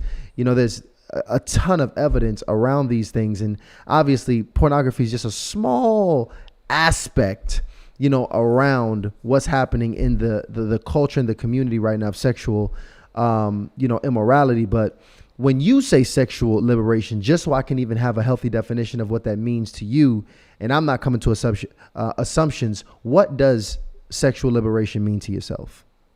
Okay, so am I allowed to go back a bit to address Mr. Coleman and Miss Allen? Yeah. Okay. She's steaming Yeah, on that one. Go ahead, Mandisa. So I need for y'all to understand something. I mean, again, I take this position on all religions and all forms of God that they are relegated to, to fiction. They are relegated as beings that do not exist as we do. Atheism is a position. So I am not taking a position on what morality should be as an atheist. Now, as a humanist, as someone who thinks that we should be doing good for the world because it's the right thing to do, and not necessarily, and it does not mean that you have to believe in a God to be good. As a matter of fact, there are more folks. The concept of humanism and people being humanitarian actually predates religion. So I want to make that clear. So again, I take this position on all religions. Islam has definitely oppressed women. Judaism oppresses women. And so if there is a text that is subject to interpretation and has so many denominations that so many of y'all cannot even agree on, then you can't say anything about me taking a moral stance. I am more moral than a God who would, than a being who would dare one of their followers to kill their children and say, "Oh, I was just kidding. I was just testing your loyalty." I wouldn't dare, as an atheist and a humanist, do something like that. So just something to think about there. Now, when it comes to sexual liberation and what is considered sexual morality, certainly we can talk about how the church has been a hotbed of sexual immorality. How many pastors have been caught molesting and abusing women, children? The Catholic Church was, while people were going to church on Sunday mornings, they ran the brothels as well. So they did legislate sexuality and morality, and it was definitely dogmatic and exploitive of women. And so I think that when it comes to now, of course, anything that is done to an excessive point can be problematic. And I think that as a people, we should be coming more to terms with and having conversations about what it means to have a healthy outlook on sex and sexuality, and how we can engage in that in ways that are pleasurable and also understanding and being consenting towards each other. So these are the types of conversations that we should be having from a comprehensive point of view. We are still dealing with too many teenagers in our communities getting pregnant unnecessarily. There is still a lack of information about our bodies and about how to navigate feelings towards either the same or opposite gender or sex. So these are the types of conversations that we should be having. And when we become of that legal age of 21, then we are allowed to make these decisions. Now, again, morality can be subjective depending on who you are. There may be someone who doesn't have an issue. You don't have to agree with everything. And I am totally okay with that. And I think that even the conversation that Tim and I had, right? We don't necessarily agree. It's clear that many of us don't agree on a lot of things. It doesn't necessarily mean I'm wrong. I'm gonna just say that. Does not mean I'm wrong. But, and especially when we do have information to back up what we're saying. And so I think it is important that we are not just simply asserting our personal beliefs, but looking at what is. And if people, if there are people who have been impacted by, like pornography in a way that is unhealthy, then that should absolutely be addressed. But to deny that of others and to not, and if it helps relationships, now, if that, whether that's a monogamous relationship, whether that is a polyamorous relationship, and there's plenty of polygamy in the Bible. I'm not sure if King Solomon was a Christian or not, but didn't he have wives? I'm not sure if there's polygyny or polyamory in the Bible, where women are allowed to have more than one partner, which I absolutely think, in a responsible way, should happen, if that is what if that is what someone would like to do. So I Hold on, think that Mandisa, really quickly, yeah. can you please, before you close out, because Yeah. I really wanted you to really define when you said you're for sexual liberation. Can you just break that down? Yes. We're gonna address what you said prior, but I want Yeah, to so understand what sexual sexual liberation is. liberation to me is it's not just simply about physical. It is making informed decisions about your body, your mentality, and also what fits you. And that means that you are empowered to either engage or not engage in what would be good for you. And if it is, and it must take agreements between partner and partners to have these conversations, to engage physically, mentally, and some of y'all might define it as spiritually, but emotionally. That is liberation to me. And just to be clear, essentially, I want to make sure I understand it the way my mind works. To pretty much have the free will to have sex when you want, how you want, with who you want, without bounds on. No, I didn't say without bounds. I never said that. No, I'm saying There's a lot of, without anybody putting bounds on you, on what you deem to be okay. that is correct. And also, yes. And that's that is not correct. limited. That's not limited to gender as well, I assume.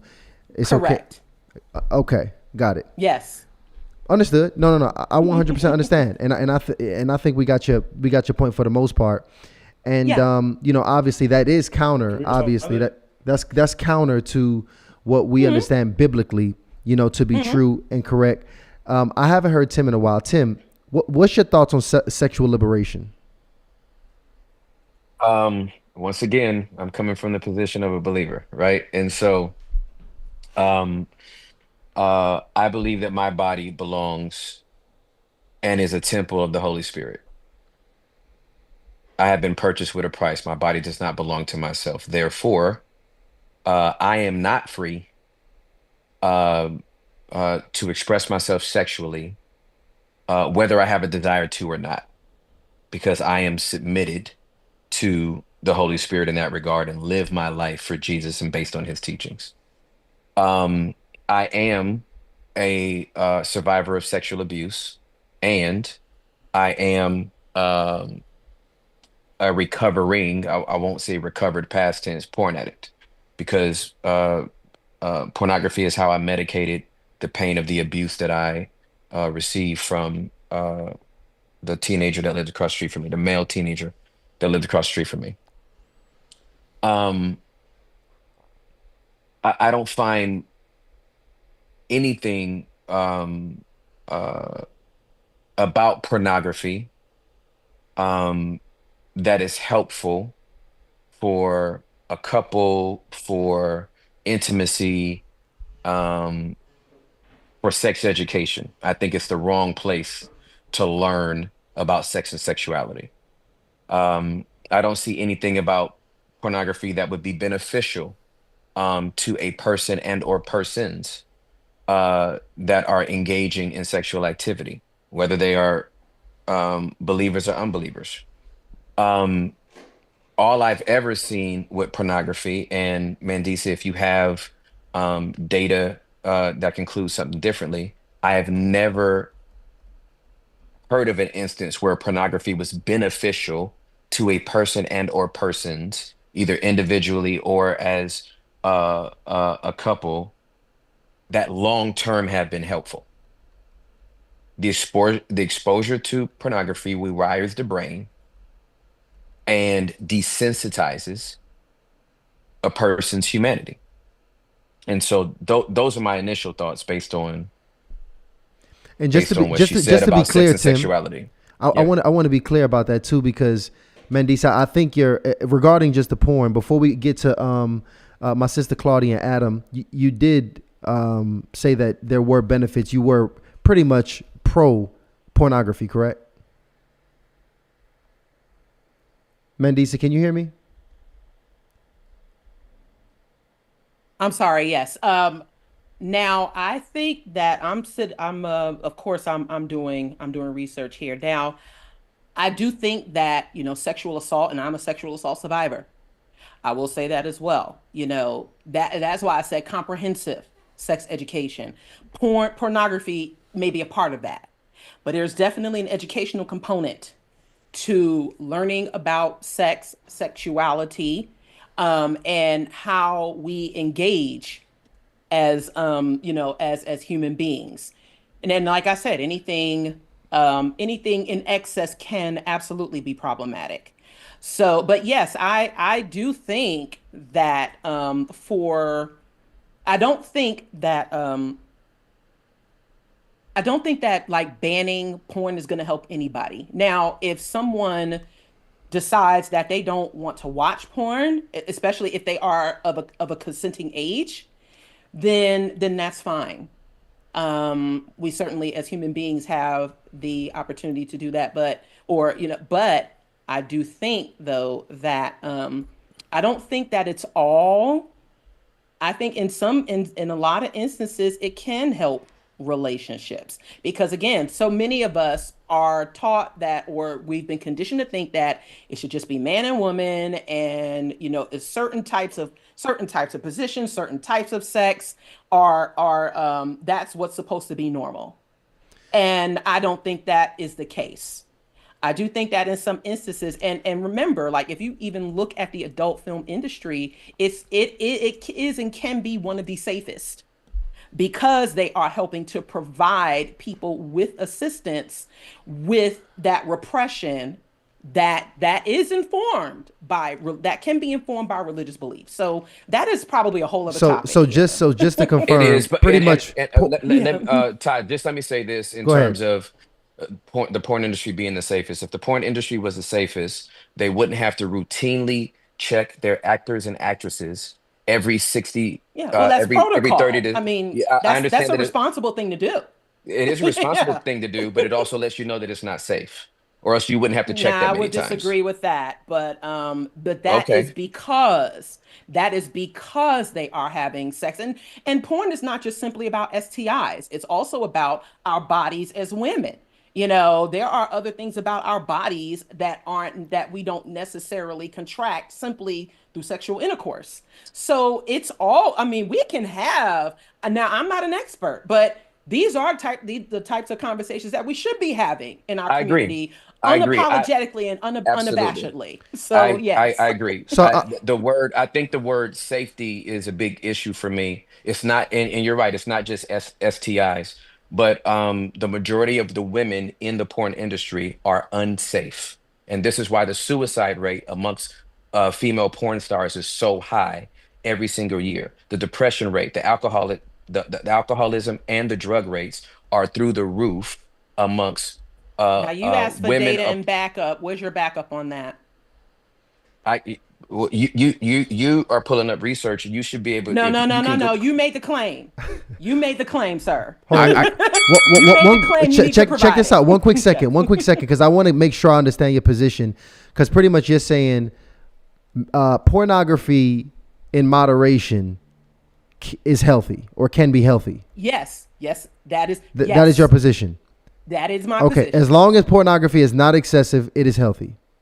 As long as it is not excessive, it is not with it is within consenting parties and consenting adults.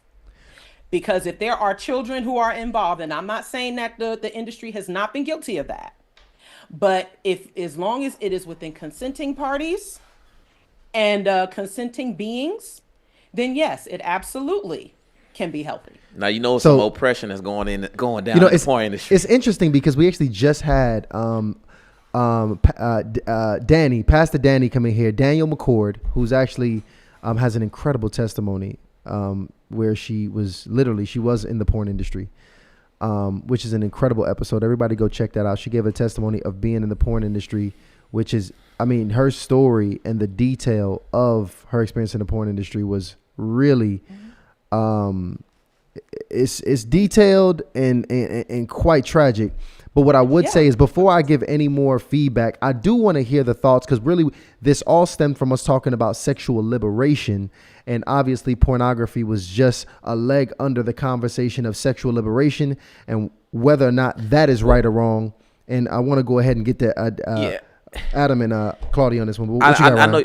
I just because I'm just listening, and I think at one point, based on what Mandisa is saying, I was probably atheist too, because I wasn't following no rules. Because that's what it seems like. It seems like Oh my God. being an atheist is just having no Why do rule y'all for think that for it is how not how about- you live See, your that's life. the problem that we're Well, having here. well, Mandisa, we trying to You're figure it out trying because to you're trying to define us as just simply breaking rules, and I am giving you the definition of what an atheist is, as well as the guidelines that we do follow. It is not simply about What are the not guidelines, following Mandisa? rules. Mandisa, what are the guidelines? An atheist does not describe to any belief in God, spirits, or supernatural beings. Now, as far as our other identities, like I said, I am a humanist. I think that we should be doing good for the world and without belief in a God. Now, are there some principles as far as humanism? Yes, to treat people and to try to, first of all, to try to leave the world in a better place than we left it, and also to be responsible for each other, for our children, and to So make does that include porn, decisions. Mandisa? Is that leaving the world in a better place? Making if aspects of porn help people to live healthier lives, depending on the individual, then yes, I think that an individual should be free to do that and it not be judged, and it not, again, as long as there are consenting parties. What do you mean there's no, I think that is just, that's kind of funny to me that it is being framed as we're not following any rules. I said this before and I will say it again. Freedom comes with responsibility. And so that means educating ourselves. That means informing ourselves. That means having enough information and enough discernment to decide what could be good for our lives personally, as well as in our communities. Okay, I pretty much I'm got still you not here. hearing No, I pretty much a got you. standard to live by. I want to get to my my other people here. It's crazy. I want to improve my life too, Ryan. We might have to hit that BBW section tonight. We want to improve. I'm sorry, if I may, I will say that the porn industry has been very exploitive of women. I can definitely agree with that. And there are definitely a lot of Black adult film stars who would say that. So will I judge them for having been a part of that industry? No. But and I don't judge anyone for doing that. But yes, just like and this is what I said also about societal stigma and things going beyond religion, because we are dealing with a number of systemic factors that have been exploitive of Black folks, have been exploitive of women and people in general. So I just wanted to say that as well. Understood. Claudia, what's your thoughts, especially as it relates to sexual liberation? You can even chime in on the pornography topic as you hear it. Sure. I think the thing that comes to my mind, the first thought that came to my mind is, the four waves of feminism. Second wave feminism in particular, when you think of Simone de Beauvoir, her book, The Second Sex, which was published in 1949, is kind of the bedrock for what we understand as third wave feminism and the sexual liberation movement. And the whole purpose is really, as Mandisa explained it, it is based on the notion that women have lived sexually repressed lives, and more specifically, that women have not been sexually fulfilled.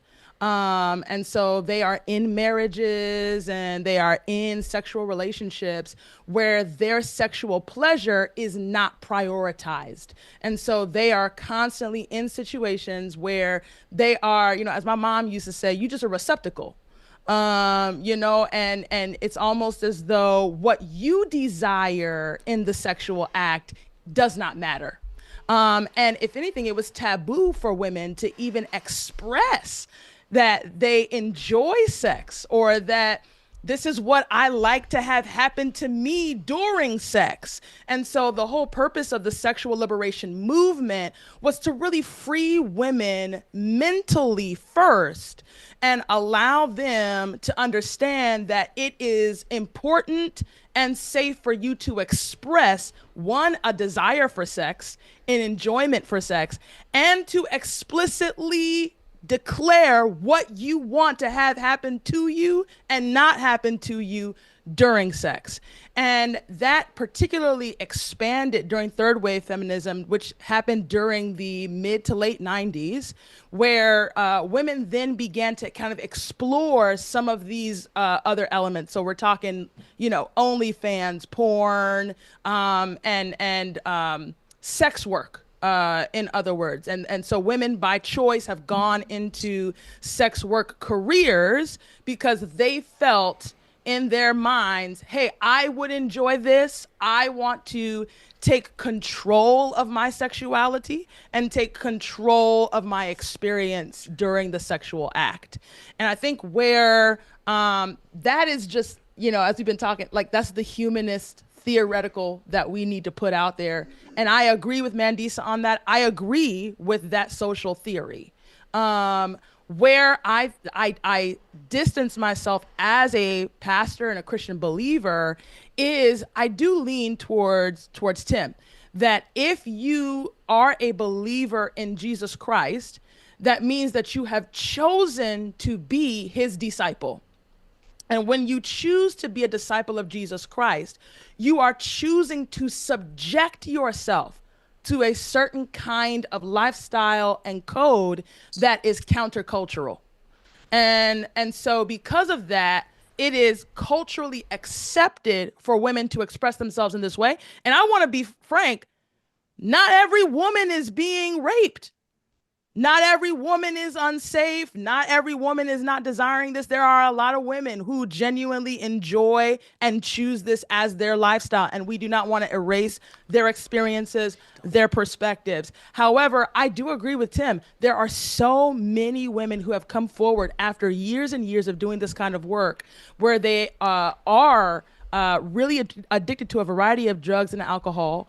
They are deeply depressed. They have a variety of mental and physical issues post such work. But then there are other women who don't have that. And so we create space for both of these women to coexist in the room. And I think what's important for us to say here in this moment is we know Mandisa's position. And so it's important for us to know that she is never going to hold the position that your body is a sanctuary. Your body is the temple of the Most High God, because she does not believe in God. And so I think that the conversation for Tim and I that we're wanting to convey to those who happen to be listening tonight, who are believers, the sexual liberation movement is not for you. So it is not for you because you are choosing to subject yourself to Jesus Christ as Lord and not just Savior. And so we can't constantly be in these positions where we're coming to the altar, God, forgive me. God, I'm feeling guilty. God, I can't believe I did this again. God, I'm struggling. God, I'm struggling. God is like, well, at one point, am I actually leading and guiding you to make decisions in your everyday life? And that, I think, that's why for me, I could not in good conscience tell a Christian that they have the opportunity and the ability to move with sexual freedom and liberation. Though I will say this, I do think that there should be some more work done in churches, because there are a lot of married Christian women that are bound. And I mean bound, okay? They cannot, their minds and their bodies do not allow them to even experience sexual intimacy with their husbands. Wow. Because of the things that Mandisa has been sharing. So I want to be very clear. What she's talking about is real. And there are married Christian women who need to experience sexual liberation. And they need to experience that and be taught that, so that they can experience sex within the beautiful confines of their marriage. But if you are a single Christian woman who is unmarried, then you really should be praying and asking for that continued power to walk in purity. There you have it. Standing on it. Let me tell you something. I'm already scheduling Claudia for like 2-3 shows. I'm putting her on the schedule immediately. Yeah. Tim, DM Claudia after this one, Tim. Right. Hey, check it out. I want to hear my brother Adam know. That's another powerful brother. I want to hear Adam's thought, because Adam is typically an apologist. I never got his thoughts on concepts like sexual liberation. So interesting. What's your thoughts when you hear what we're talking about here right now, Adam? Yeah, at the outset, I just want to say, so I just want to clarify, especially to Mandisa, that who's a soldier, by the way. Appreciate the dialogue. Sure, she's a soldier. Doubt, she really in here right now. She is. Enemy territory, she's out here, standing on 10. I don't see y'all as enemies. I mean, we're having a dialogue. Let's do it. You're like I won't say the lions, it's like the sheep's den or something like that. You know what I mean? But that being said, just to clarify, disagreement. Anything that I say from here forward, disagreement is not intended as disrespect. Sure. With that being said, though, I do want to get to the issue of sexual ethics, but I have a couple points that I would love to hear your perspective on in terms of statements that you made. Maybe you can give clarity, because for somebody like myself, I think that consistency is important. So you just conceded a minute ago that you do believe that there are many in the porn industry who have been abused, exploited, and so forth, particularly Black women. And your argument earlier was that in so much as the Bible has been used to exploit women, that the Bible that's a check mark against the Bible. So then I would ask, if you're going to be consistent, wouldn't that also mean that you would also have to stand against pornography as well, using that same logic? Secondly, you mentioned that. Well, just a second. But secondly, you mentioned that there being disagreement and different denominations amongst Christians, and in so much as that we can't get on the same page, particularly with regard to interpretation. That's a check mark against Christians for being able to weigh in on conversations like these because of our inconsistency. If you believe that to be true, wouldn't it also be the case that given that atheists have different perspectives about morality, whether there is morality or isn't, what morality should be, so on and so forth, in so much as there's disagreement in your own camp, wouldn't you also have to say that you can't venture into these conversations and say what should or shouldn't be, given that you represent that position? Lastly, you mentioned that you're more moral than many Christians. And what I would say is, particularly when it comes to pornography, we're calling sexual liberation and so forth. You mentioned that your bar, if I understand correctly, please correct me if I'm wrong, was this matter of consent. If you have consenting people, then everything is all good. It's the green light. when it comes to the Christian perspective, that consent is actually not just enough. There has to be consent plus commitment, as in lifelong commitment in marriage. And so it seems like consent would be a lower standard moral bar than commitment. And so, at least with respect to sexual liberation, it seems like you would actually have a lower standard than the biblical, what the Bible prescribes in terms of consent plus lifetime commitment. Now, concerning the issue of Christian liberation, excuse me, sexual liberation, we have to ask the question: is liberation from what? If we're talking about liberation from just kind of cultural standards and maybe just certain traditions, then we'd have to talk about specifically what traditions we want to pinpoint.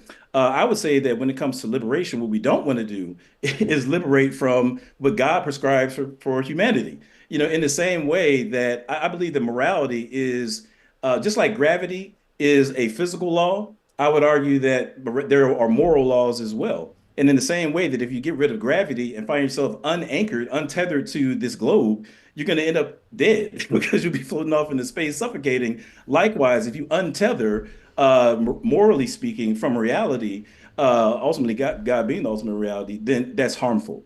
And so where I would diverge from, respectfully, Brother Ross and Sister Claudia, I don't believe that moral rules are just for Christians, and the rules that Christians subscribe to. Let me be more specific: that the rules that those who have bowed their knee to Christ as Lord, those rules only apply to Christians. I believe what the Bible describes is that there is a moral reality, and in the same way that 2 + 2 = 4 as a mathematical reality, there are moral truths that are universal, whether you bow your knee to Jesus or not. And so that being the case, I would say that it's not just about what we're being liberated from, but also what we're being liberated for. Let's keep it real. I'm not anti-sex, and I got 5 kids to prove it. You know what I'm saying? So, when it comes to sex, I think sex is a beautiful thing. And biblically speaking, the liberation of sex should be for the purpose that it was originally intended, which is to glorify God in such a way where you have man and woman coming together in a way that the Bible talks about as a type and shadow of the Trinity, and also the marriage between Jesus and his bride. Sex is a beautiful thing, and I think that actually what we need to do is liberate it from secular, ungodly standards and liberate it for the intents for which it was originally created. Lastly, and I'm gonna camp out here. I think that we have to be careful when it comes to, again, worldviews, where you said that atheism is you couple that with humanism in terms of laying out your moral framework. And I would argue that actually, given the entailments of atheism, you don't have a firm foundation for the claims that you make as a humanist, because you take for granted that humans have dignity. And the reality is, if there is no God, and let's say the Big Bang is the most logical story of how we came to be, then all we really amount to is molecules in motion. And I think you'd be hard pressed to justify how it is. Yeah, okay, I got you. So you'd be hard pressed, and maybe you could explain to us how it is that molecules in motion have this dignity upon which you would need to base moral decisions. So I'm gonna camp out there. Aaron, you asked 3 questions, and then you also made about 3 or 4 to Adam. Excuse me. You asked 3 questions, and then you also asked, and I probably should have been writing them down, but clearly in the statement you made afterwards demonstrate that no matter what I say, you are going to hold to your position and I'm going to hold to mine. However, I would like to respectfully ask Ty and Ryan to ask Ankh to come into this conversation, because I think that both Claudia and Adam have been allowed ample time. And let me just say this before that happens. I think my body is my temple, and it is a sanctuary, and everybody is not allowed to do what they want to do to it. The thing is that I am empowered to make the decision about who enters it and or what is done to it. That is what makes it a sanctuary, and that has nothing to do with belief. And also, I would like to say that there are a lot of ancient cultural traditions where sex is very much glorified. Y'all are working in your Christian framework. That is understandable. But again, is at my position as an atheist understands that there are other cultures where sex is beautiful, sex with more than one person is beautiful, sex with more than one person at one time can be beautiful. And so therefore, the moral stance on, or what is considered moral, can vary. But again, I take the position that if people are communicating and they are on the same page and they are consenting, having conversations, respecting each other, then that is what matters. That is the position that I hold. That and like Claudia said, there are many Christian women who are bound, which means that they aren't being able to consent, and they are being bound by those beliefs. So let's, we can go there, but I would like to ask that Ankh be able to weigh in. Wait, hold on, wait. First of all, they creators, because I know y'all just not sitting at home in front of y'all cameras, mics, ready mics. to go. So yeah, absolutely, Unc can come up here. First of all, I want to let Tim know, because Tim, this is turning into something completely different. Tim got a morning show in the morning, He does. and we kind of rocking out tonight. So Tim, this is a live show. At any point, you can say, "Yo, fellas, I gotta go ahead and take my behind," because it literally has become Christians and atheists. No, yeah. We this is pluralizing. It's pluralizing really quickly. So Tim, how you feeling right now, Tim? Yes, so I will say that I will bow out here. All this talk about sex has made me want to have some, and my wife, should my wife still be awake, I have a window that I don't want to see close too rapidly. Understood. I believe that this discussion is in very good hands. The intellectual rigor of my other two siblings in Christ, I know can take it from here. Mandisa, I want to tell you that I love you, and I appreciate you holding space to hear all of this, because you have definitely been outnumbered. Absolutely. I'm being jumped, but you know what? I'm good. I'm Well, good. We're not trying to jump you, sis. Hopefully you haven't felt they jumped. did. All Hopefully right. you haven't felt jumped, but I do appreciate you giving me personally a context and a framework for the many nons, as you so affectionately call them, that are in our community, that may feel that they have not been fully seen, fully heard, fully Yes. known, so that they can be fully loved, even if they're not fully agreed with. Yeah. And so I feel equipped now to go back and do some more research and do some more studies, so that Okay. I can love you and others, and be able to have more conversations like this. So thank you so much. Yeah, thank you. It was Thank a you so pleasure. much. I Thank really you. enjoyed the conversation with you. Sure. Thank Much you. I love appreciate to you, Pastor Tim. And thank you, Tim, All right. for just sharing time with us, man, and being flexible, Tim, because this surprised me just as much as it surprised you. Okay. Absolutely. Hey, I don't know who Ankh is, but Ankh, hey, I'm leaving as you're coming. I just want you to know I love you, brother, even though I won't be on. Hey, I got your back. Tune back into the show. You might not say the same. And by the way, just for It won't context, change. my brother's name here that I see is Unc the God Killer. So I Whoa. already see what type of time Unc is standing on here. So I want to. Okay. She called in for backup. Yeah, put your boxing gloves on. Actually, I didn't. Aunt came on. He That's- came Yeah, I on. follow- So- I- but I yes, I follow would like Mandisa. for him to speak. Yes. Thank Okay. you. Okay, y'all have a great night. No, Thanks later, so Tim. much, Tim. Later, Tim. Okay, Yes. bye. Appreciate just- the I just- conversation there, Tim. All right. I just love how everybody equipped. Lano, get us back to the right scene. Yeah, get us back. get So us back these to the beautiful fore. people. We can see them loud and clear. So I want to get some context here. You said you called in Unc. You said bring Unc up on here. Unc, I want to get a good idea of your stance. Are you also an atheist? Yes, I am. I've been on your show before. Yep, I remember that. So, I yeah, do. y'all kind of, I had some people reach out to y'all. Right now, I'm the stepchild. Y'all figure me out real fast. It's all good. How you doing, Mr. Coleman? The whole Doing crew is great. definitely reading your book. We got your work, and you talk a lot of talk. We hear you, and we definitely want to have these conversations. And I let you know we reading your book. The whole crew got your book. We've been had it. Good. I've got research teams. We teach scientific literacy, and Mandisa definitely leads the way. She's definitely the queen of this thing right here. Been known her for years, and I appreciate the way she shows up. But y'all have been very dishonest to this sister. I don't appreciate that. First of all, the only reason we're having this conversation is based off of colonialism and slavery. I think we can all agree to that. And if we can't agree to that, then why are we even having the conversation? Hopefully, we agree that we're African Americans with diverse spiritual systems. It's not an issue, it's not a problem. But we got Christianity through colonialism.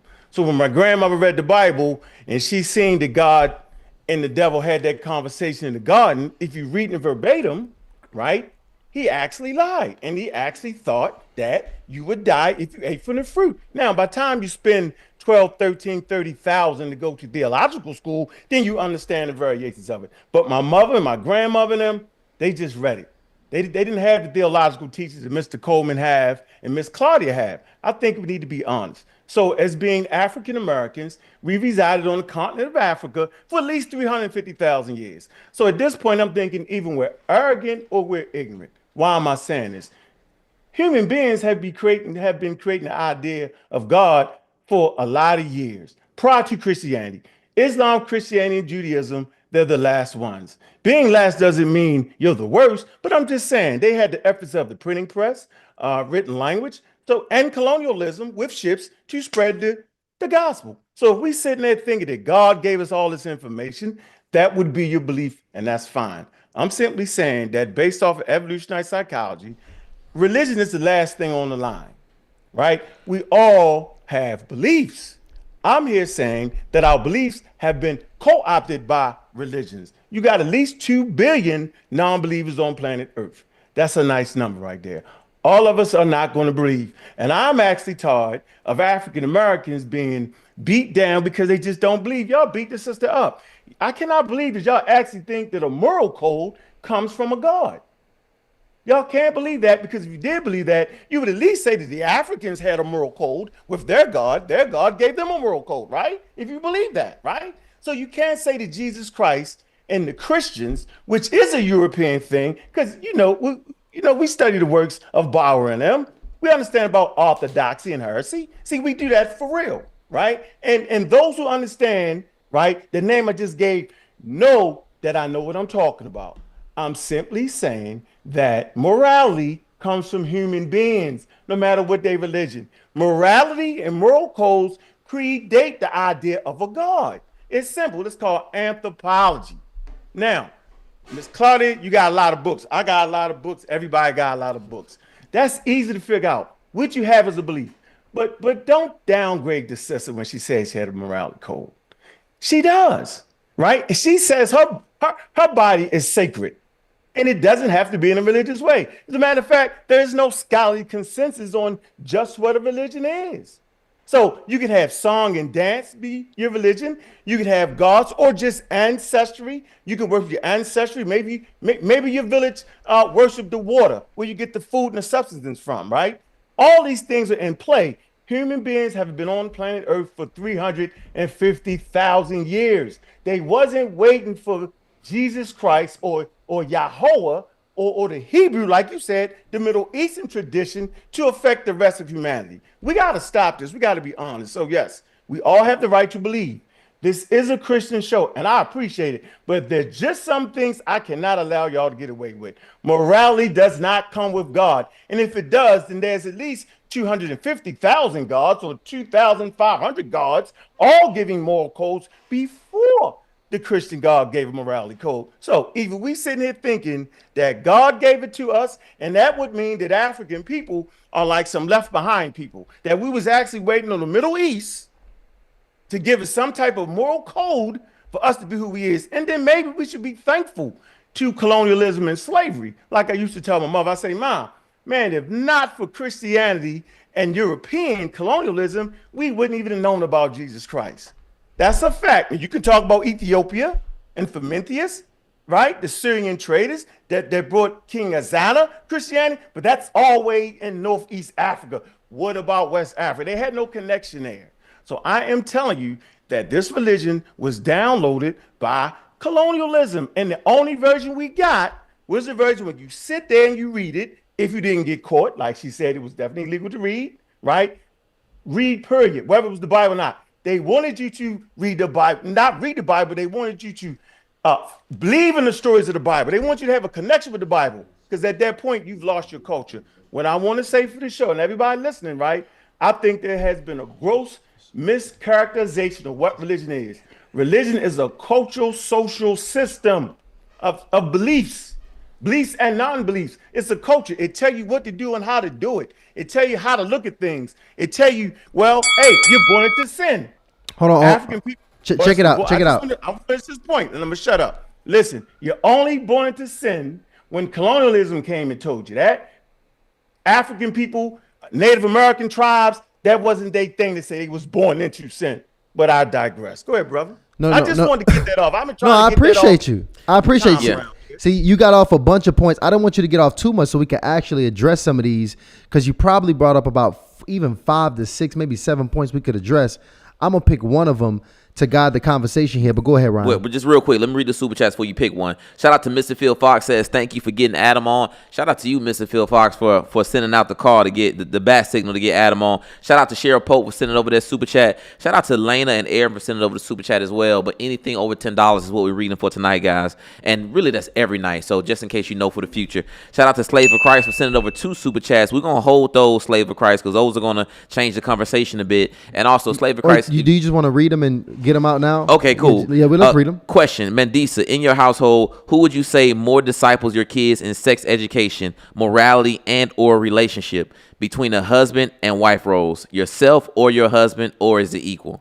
I guess that's we'll come back to the answer to that. Shout out to Slave of Christ again. Question for Claudia. I believe you said you are a pastor. Yes, Claudia is a pastor, Slave of Christ. He says, could you share what are the qualifications of being a pastor other than being called by God? Good question. We'll come back to that one. Shout out to Winter's Lighthouse, says OG sin was making a decision without God. Whether you believe in God or not, you can sin against him. An example, the king who desired Abraham's wife based on a lie. God intervened, preventing the king from sinning against him.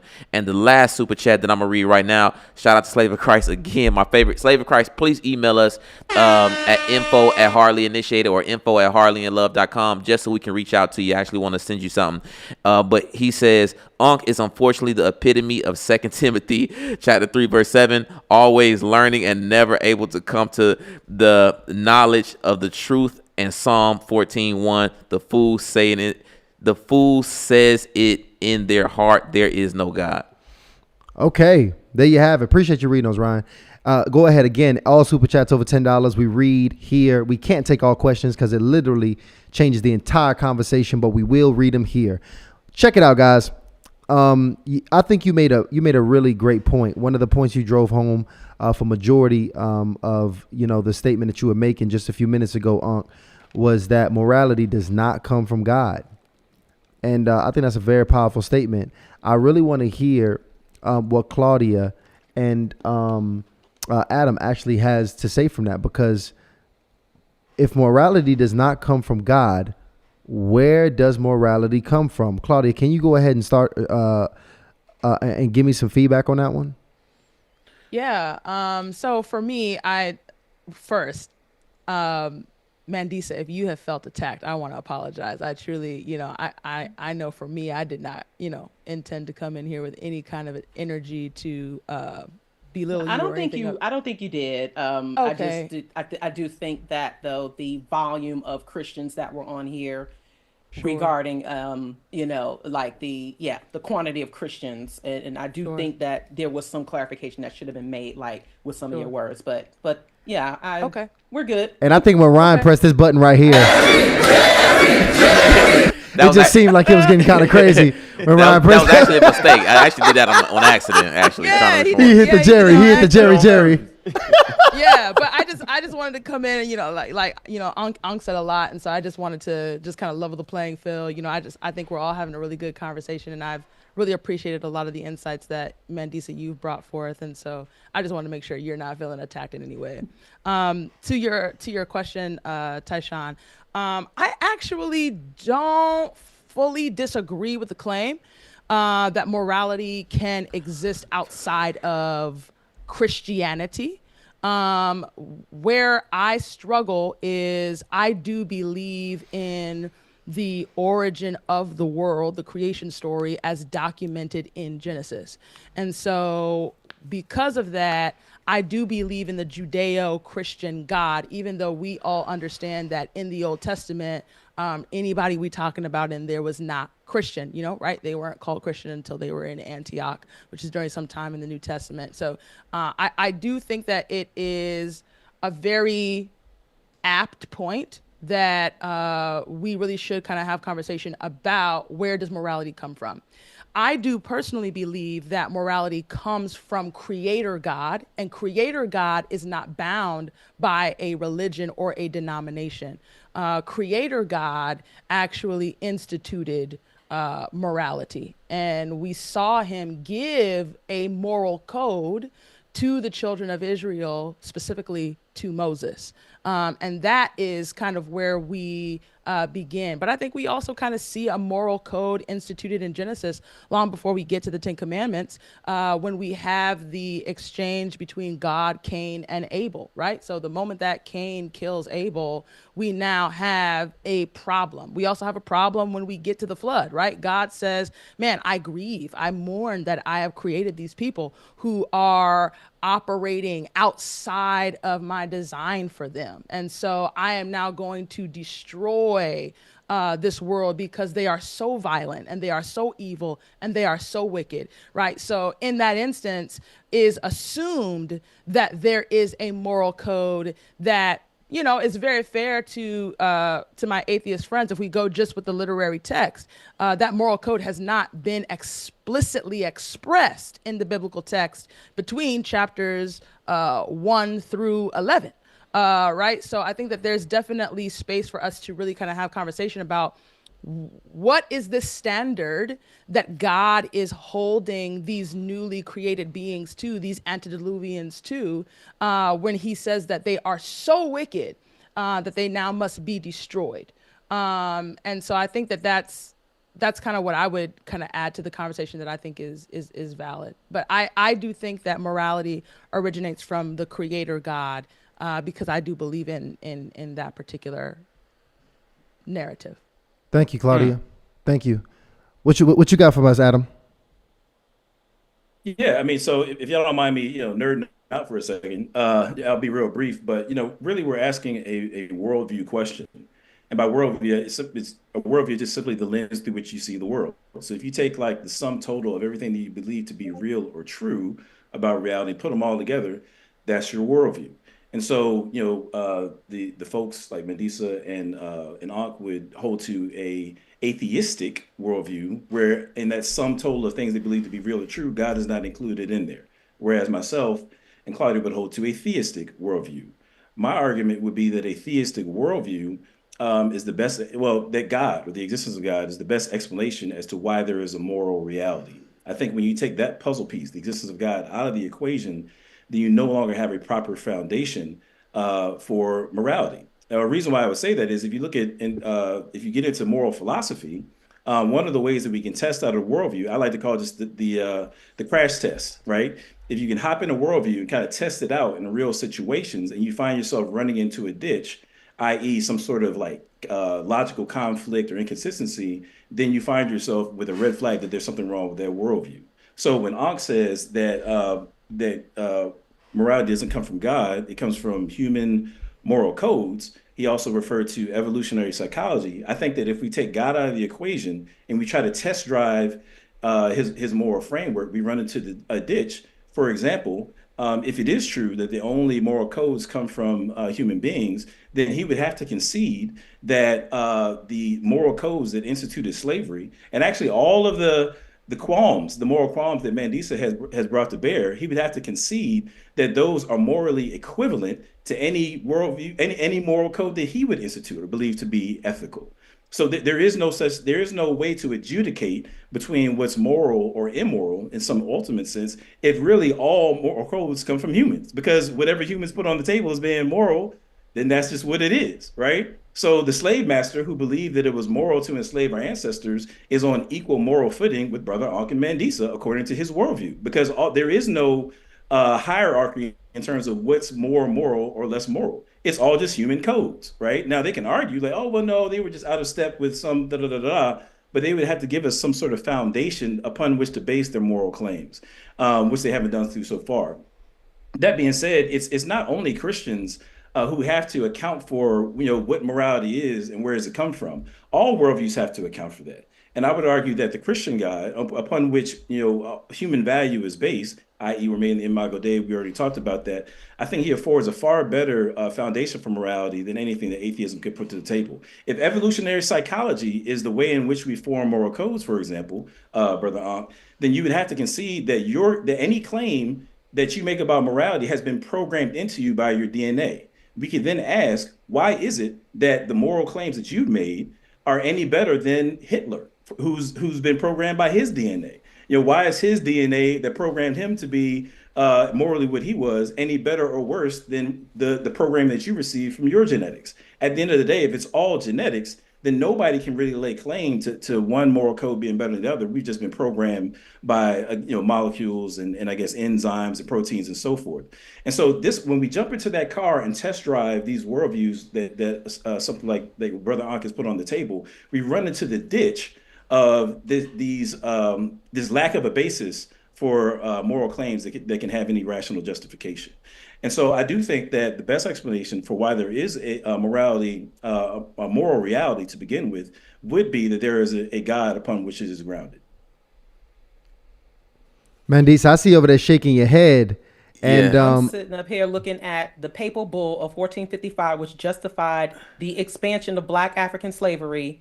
It was as the papal bull, the Catholic Church, which it was wrong. So my moral code or my would say, but they, it was allowed. They justified it with their belief in a God, that our people were inferior. That is not my moral code. My moral code is that. So Mandisa, hold on. Before I'm really sorry to cut you off, but I want you to respond specifically to the claim that Adam made in this one, because I think that was a really good claim, because you made a good point saying that, atheists are really not monolith. So we all really don't believe the same things.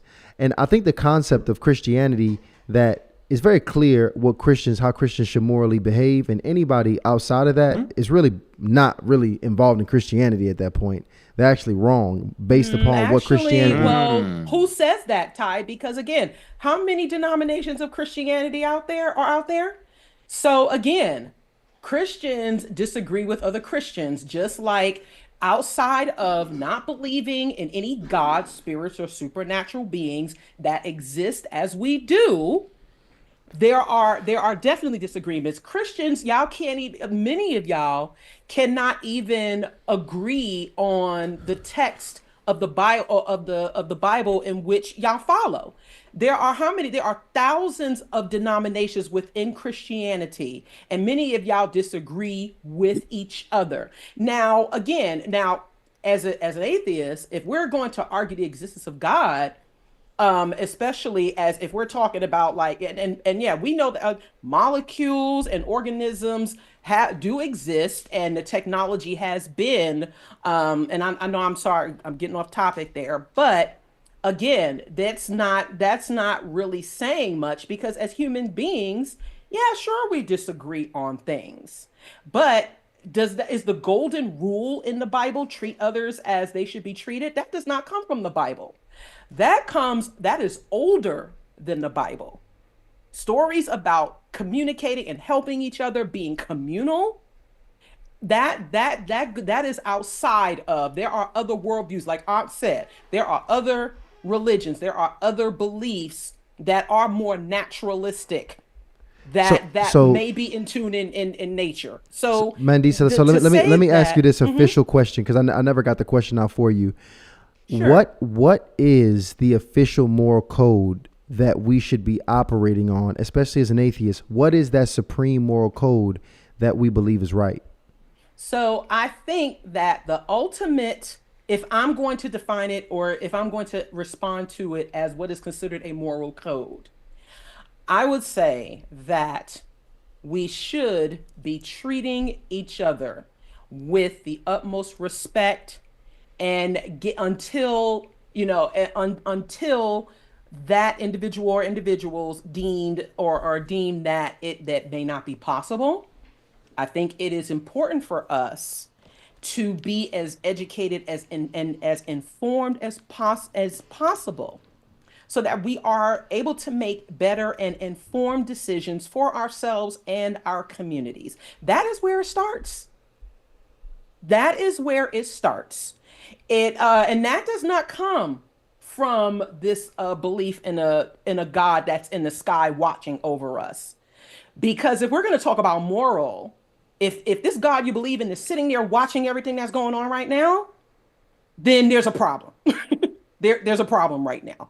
So that's what I would say is a moral, what is considered a moral code that we should be that we should be starting with as human beings. So, can I join in? Absolutely, Unc. So, what is that supreme moral code? If you want to add to that. Well, first of all, am I on the panel with a group of Christians that don't actually read the Bible?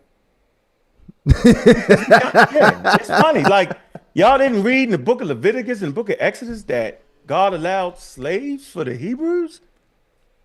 Oh, we forgot that?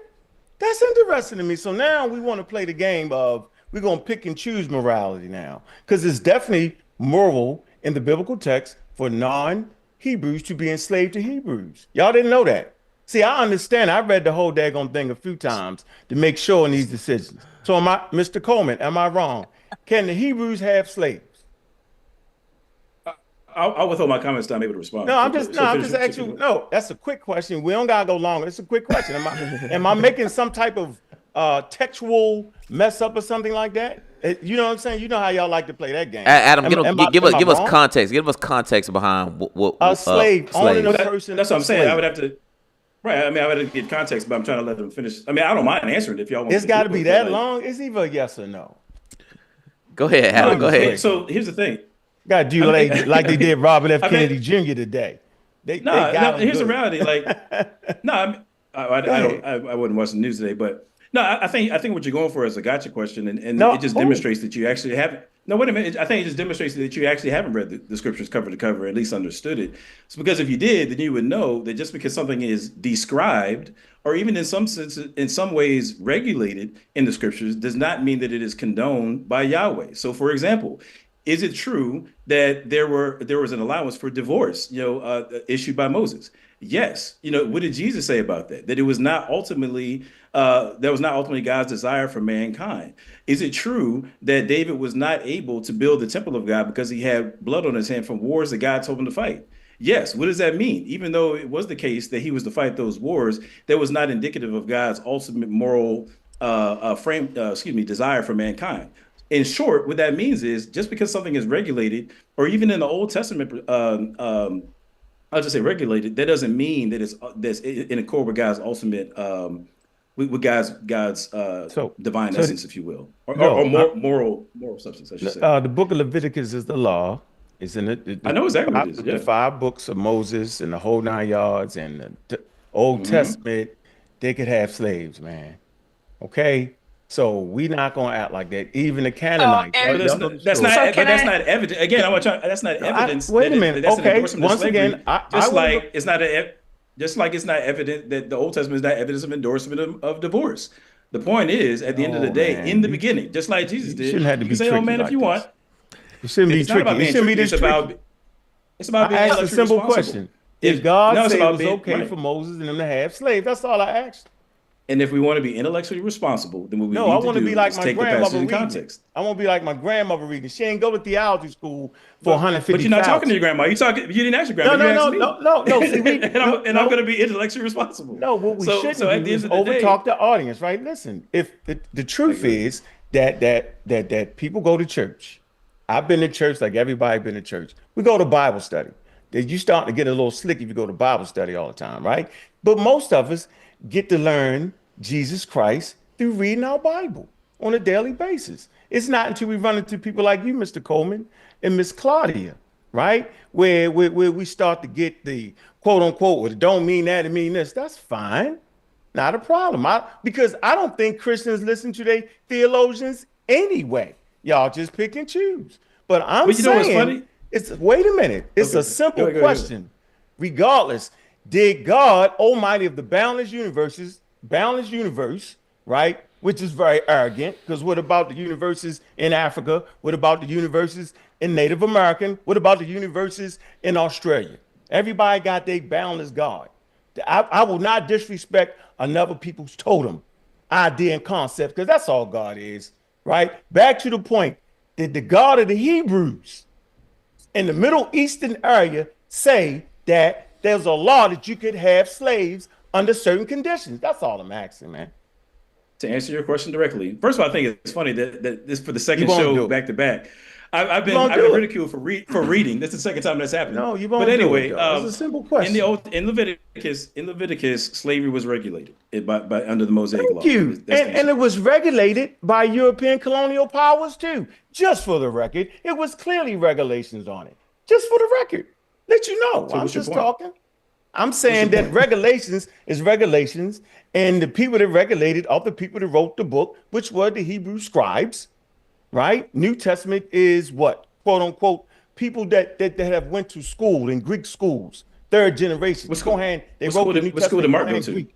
So I'm making a point that legislation is legislation, and if your kingdom is on top, then you write the legislation. Like, come on, we're not sitting around writing legislation. We have to get into Congress. We had to, got to get the bills passed, right? But ultimately, that stamp of the United States is that. So same Okay, thing with the biblical text. I'm just trying to but you say but you it's. okay, I'm but you trying read to them. say so. A moral code is based off of whether God decided to be moral at the time or not. That's wild to me. That's all. Okay, but Now, you read the book. You read the Bible for. But let me just say, you read the Bible from cover to cover. But you just said that the New Testament authors were scribes who wrote the New Testament, and so forth. Peter was described by his own contemporary Hebrew contemporaries as an unlearned man. So you read the Bible. You should have read that part, right? Oh, but I thought you knew it might not have Oh, been okay, cool, Peter, got though. you, I Hold on, thought hold, you hold hold on, knew tight. that, hold though. tight, fellas, got you, hold tight. got We you. got super chats piling up. Yeah. Let's get to these super chats, and I want to hear Claudia on this one. Shout out to Cynthia McDonald says, shout out to Mandisa and Unc. I find it very interesting when atheists come to you with facts outside of religion. The Bible is used to be and condescending. Do better.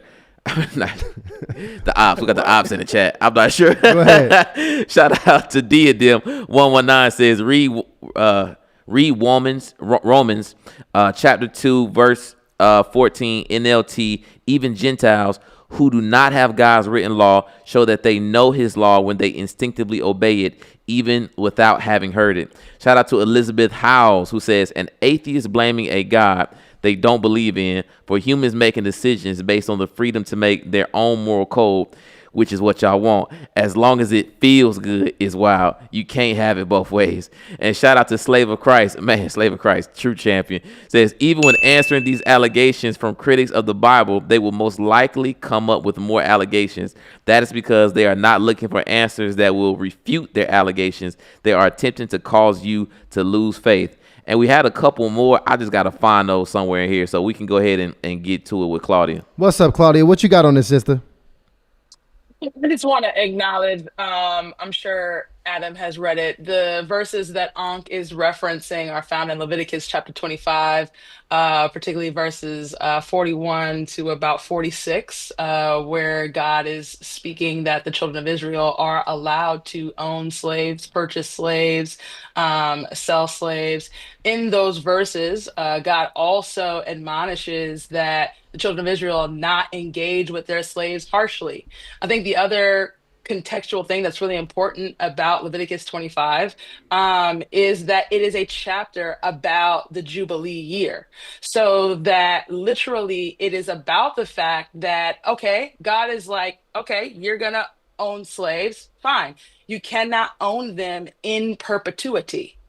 And so this is oftentimes where we as Christians often argue the difference between biblical slavery and what we understand to be chattel slavery as we saw post the transatlantic slave trade. Because what we have seen kind of in our modern period, which our ancestors are the direct recipients of, was perpetual chattel slavery. And so the kind of slavery that existed in scripture, particularly in this moment in Leviticus, is not what we have seen and what our ancestors experienced. So I definitely appreciate you bringing up that point in Leviticus chapter 25. because I just think it's such a great one, and I think you're absolutely correct. We do see, as Adam said as well, we do see slavery described in Scripture, and I think what I love is that God provides us a framework to say, if you are going to do this thing that I don't actually agree with, then here is how you should best engage with it. You cannot engage with these people harshly, and I personally say that you need to let these people go after a certain period of time. And the Jubilee year also referenced not just the owning and the selling of slaves, but it also represented the working of the land. So you had to actually have years where you could not work the land in the same way that you could not work the fields. And those slaves that you owned in Leviticus 25, they had to be their property, their land had to be returned to them in the Jubilee year as well. So there's a lot of reparations, reconciliation, and restoration that happens in Leviticus 25 when you really read it in context. Wow. So I think I'm gonna be honest here. This here is a conversation I am delivered. that we can, really go deep on, multiple series, multiple conversations. But I think it's a really good place to park it here, because I really want the audience to let what we've had so far just digest, settle. Some of y'all need to actually go back. This actually started with Tim Ross and Mandisa, and has evolved to the conversation we're having here. And as you can see, the saying that black people are not a monolith is playing out as clearly as day here today. But we are a people that are searching for truth, and we need truth, and we need these answers. And it's evident by the condition that we're in. So I'm very thankful for every single person that came up on here. And everybody in the shared chat. their opinion. 1,800 people in the chat. Shout out to Zandy Shields. Says quality dialogue. Thank you to the speakers and this platform. Great information given to believers on how to show up in these conversations. Shout out to Jersey Style. Says Mary Buckhart of Religion in Remission. Shout out to my girl Mandisa. The problem of morality is there is a sliding scale within religion. If any answer to is X wrong, is it depends on the context. It proves subjectivity. Let me tell you, like these, they make sense, but they're just hard to read. Y'all gotta add like commas. Just add commas. It's a lot of read. Just add the comma so I can know when to start the next part. And shout out to Mr. Phil Fox. Says the amount of logical fallacies by the atheists is astounding.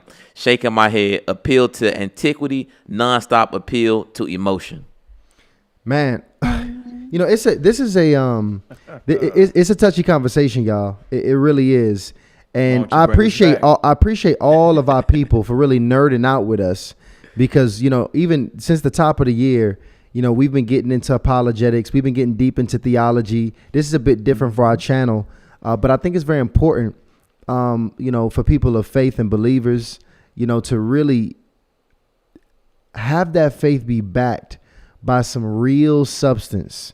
Right? Be able to approach these conversations and you might run into these questions, and you gotta have answers for these questions, especially if you are a believer, because we see people get knocked off their faith all day long. So I really appreciate, even though you guys, I would consider y'all the adversary, I appreciate y'all coming up in here and really bringing y'all honest thoughts and truth. And I appreciate my Claudia, Adam, and everybody else that we've been bringing on over this past quarter. Right. Really educating, believers so they can get a foundation, a real biblical foundation behind what they believe. Because I really don't think a lot of Christians have that, if I'm being very honest with you. So I just want to thank you guys and make that very clear. But other than that, we about to close it out right here, guys. I want to ask that everybody go ahead and subscribe to the channel right here as we about to leave. I know it's a lot of new people that's not subscribed to the channel. Just click that subscribe button before y'all get up out of here It is more beneficial and valuable than you know. Last closeout super chat. Shout out to Chris Cross. Says, let no one deceive you with empty words, for because of such things, God's wrath comes on those who are disobedient. Ephesians, those who deny the Father will be denied also. So we had to end it with some scripture on you. Put your eye. Done. I am delivered. Just like that. Just like We that. can't come back on. You can't get Coleman, Miss Claudia, me and Mandisa. That I seen you had those 4-on-4 matchups. Can we do that?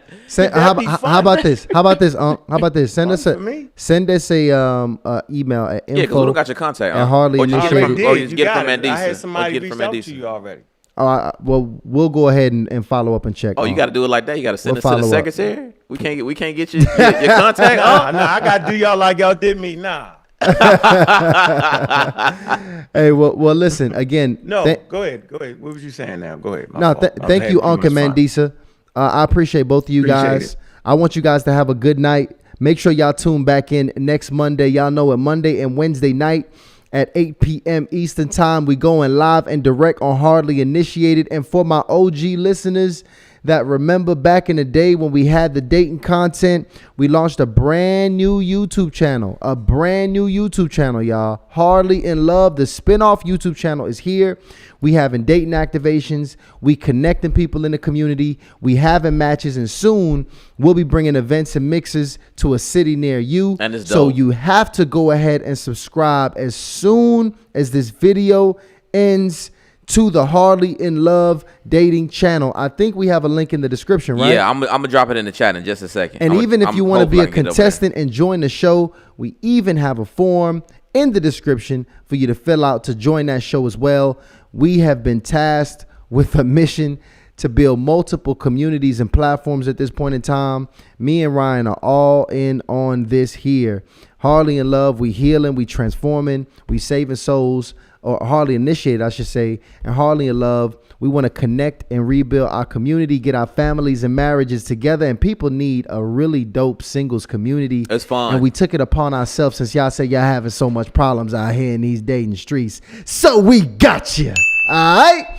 So tune in with us. Oh, by the way, Hardly in Love is Tuesday and Thursday night. So we're going to actually have a show live 8 p.m. tomorrow night as well. It's always 8 p.m. We kept it simple for you guys. But other than that, one more big shout out to Adam and Claudia tonight. You guys were brilliant. I love my listeners. Y'all already know how we do it. Hardly Initiated. We are Big up to the pseudo killers. Why he gonna do that?